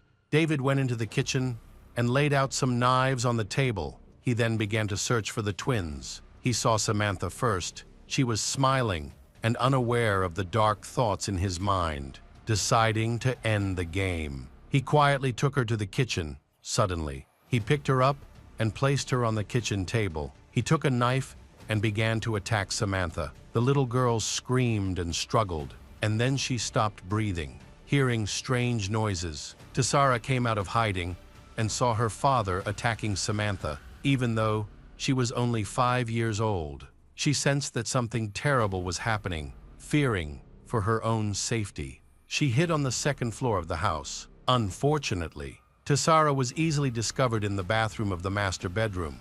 The little girl begged David not to hurt her, but David ignored her cries. He pinned her to the floor and began to attack her with a knife. Tessara cried, screamed, and fought fiercely against her father, but all in vain. Once a loving father, he had now left his 2 young daughters lifeless. David then considered end life, but ultimately decided against it. Instead of running away, he showered, changed clothes, and called 911. During the call, he calmly confessed that he had killed his 2 daughters and attempted CPR.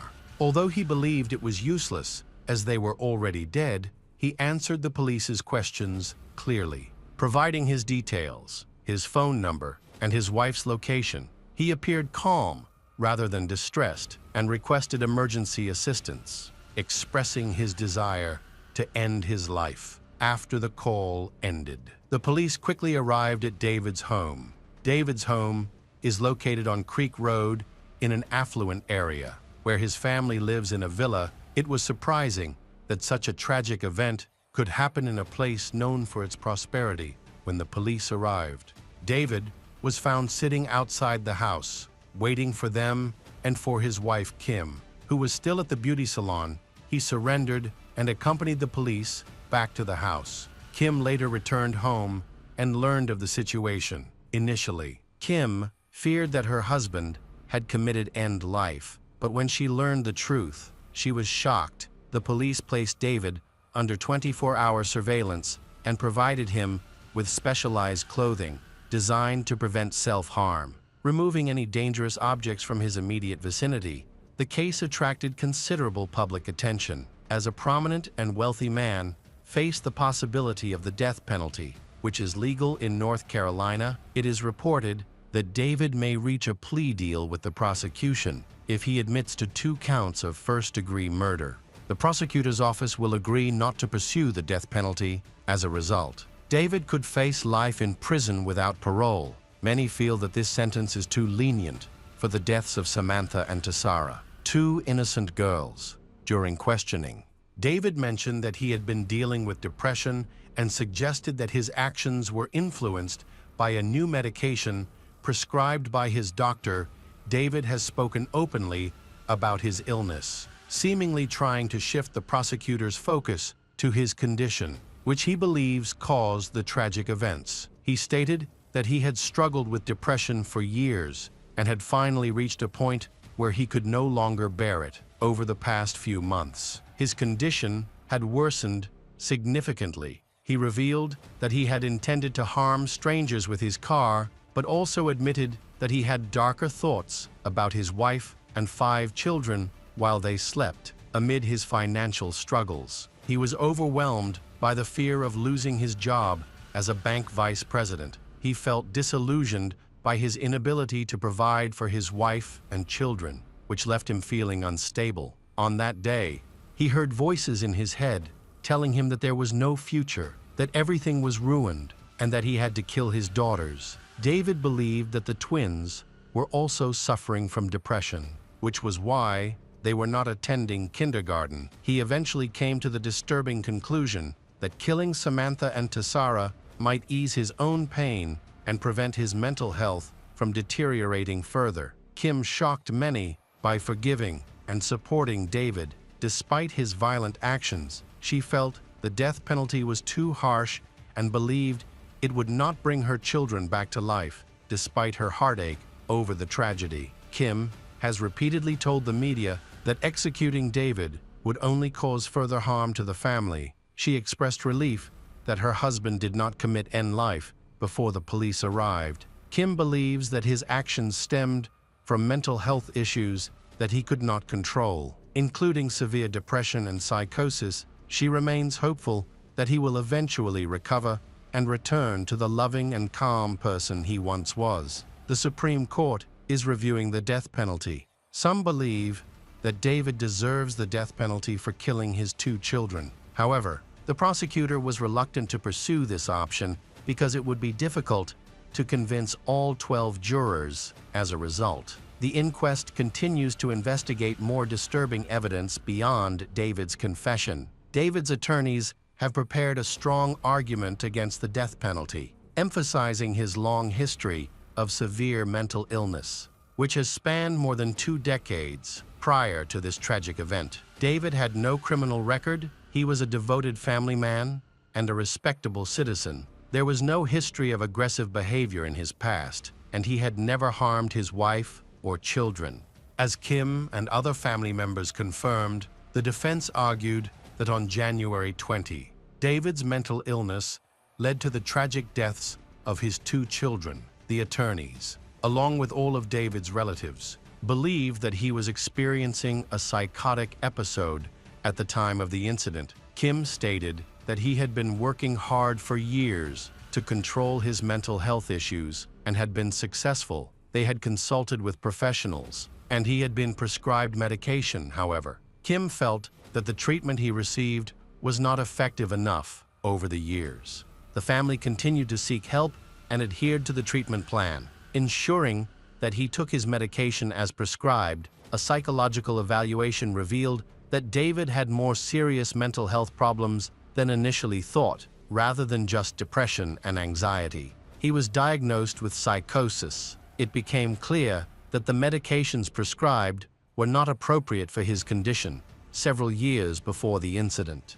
David had been diagnosed with genital cancer and had been successfully treated on the day of the tragedy. He was scheduled for a follow-up appointment. His attorneys presented medical documents showing that he had been prescribed several medications, one for depression, another for anxiety, and a third to help him sleep while on the antidepressants. David gained more than 20 kg and had difficulty breathing, which forced him to stop taking the medication. His doctor then prescribed another medication in January, but it did not resolve his sleep problems. He finally returned to the doctor. Just 1 day before the murder, medical records show that David's treating physician removed his sedative and sleeping pills and prescribed a different sleeping pill instead. After this change, David began to notice alterations in his mental state, impairing his ability to think clearly. The day before the twins were murdered, he became delirious and acted erratically. Experiencing extreme mood swings, this exacerbated his anxiety about not being able to provide for his family. However, management at the bank where he worked described David as having an excellent work record, with no indication that he was in danger of losing his job. Despite this reassurance, David's mental state left him vulnerable to irrational fears. He worried that he might not receive a bonus from the bank, recalling that he had earned $45 the year before, but doubting that he would receive the same amount again. However, he later discovered that the bank had approved a large bonus during this difficult time. David was not in a clear state of mind and could not think rationally while awaiting the hearing in the case of Samantha and Tessara's murder. Kim visited her husband frequently. She repeatedly expressed her deep faith and love for him, believing that one day they would overcome the challenges caused by his illness and avoid such terrible tragedies. Kim only knew David as a kind and loving person. She believed that inadequate treatment led to the deaths of their children and the pain the family endured afterward. The scene of the crime was tragic. It is hard to imagine the pain Kim felt when she returned from the beauty salon to find the police and paramedics carrying her daughter's bodies. In fact, David's troubled thoughts began long before these tragic events. At the time, David was being treated with prescription medications. The initial treatment regimen helped control his negative thoughts to some extent, but things changed when adjustments were made. Experts later concluded that the new drugs had caused acute psychosis, according to David's own confession. When Samantha and Tessara were only 1 year old, he He had thoughts of harming them. One day, while walking with the girls in the backyard, he hid a weapon in his pocket. Fortunately, he regained his composure and realized that he needed to stop. He convinced himself that he could overcome his challenges and that his family's financial situation would improve. David later returned to the doctor, but avoided discussing his thoughts of harming his children. Instead, he vaguely mentioned having bad thoughts about harming others and expressed his fear of losing his children and family by withholding information. He likely misled his doctors. As a result, he was prescribed medications that he had taken previously, which led to weight gain. In his confession, David admitted that, for many years, he had often felt like harming a family member, but he had been able to control these impulses until now. He believed that he had everything under control and could never actually act on the harmful thoughts. David recounted that after his wife got a haircut one morning, he was working on his computer when the obsessive thought returned. It urged him to kill his children. He thought that if he did so, all his worries would disappear because he would have no one to care for. David realized that his mental problems were related to his actions. During his initial interrogations, David responded coldly. When asked why he killed both girls instead of just one, he explained that because they were twins, they needed to die together. However, the situation changed when David received comprehensive treatment. It was only then that he understood the severity of his crime. He admitted that he had never shared his thoughts about killing his children. His wife, Kim, did not fully understand the gravity of her husband's condition. David's doctor was not held responsible after the tragedy. Citing David's failure to provide accurate information, the doctor was unaware of many of David's hidden struggles, which prevented him from fully assessing the situation. Furthermore, all medications have side effects that can vary from person to person, and doctors cannot predict such severe reactions. David received support and treatment while in prison, which had a positive impact on him. During his preliminary hearing, he began to understand the extent of his responsibility for his actions and fully admitted his guilt. Psychiatrists confirmed that he was fit to stand trial. David's family was shocked by what had happened. His father had seen him just a week before the tragic event. He appeared healthy and showed no signs of impending disaster.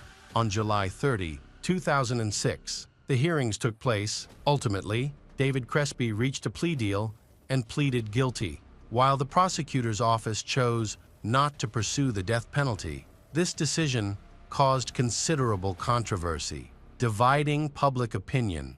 With one group calling for the death penalty, the trial was brief, and the jury sentenced David Crespi to 2 consecutive life sentences without the possibility of parole. The trial was short but filled with deep emotion. David's family cried, and he struggled to hold back tears as he came to terms with the pain his actions had caused. He felt he would be haunted by guilt for the rest of his life. Even the police officers who had arrived at the scene that day were in tears. A young officer went upstairs and discovered Tessera's body. He checked for a pulse, hoping she was still alive. The police carried the injured child down the stairs, praying that she would survive. However, when the doctors examined the body, it was clear that she had died from her injuries. What the police felt as a pulse may have been his own heartbeat. This story raises many questions. Was David truly unaware of what was happening at the time? Were his actions influenced by a psychotic episode? He appeared normal when he talked to his mother and wife and went to work. However, his actions were completely different. When his wife, Kim, left the house, everything seemed normal. But he caused a massacre right afterward. He considered end life, but decided against it and tried to calm down. So why didn't he try to control himself in the moment when he killed the child?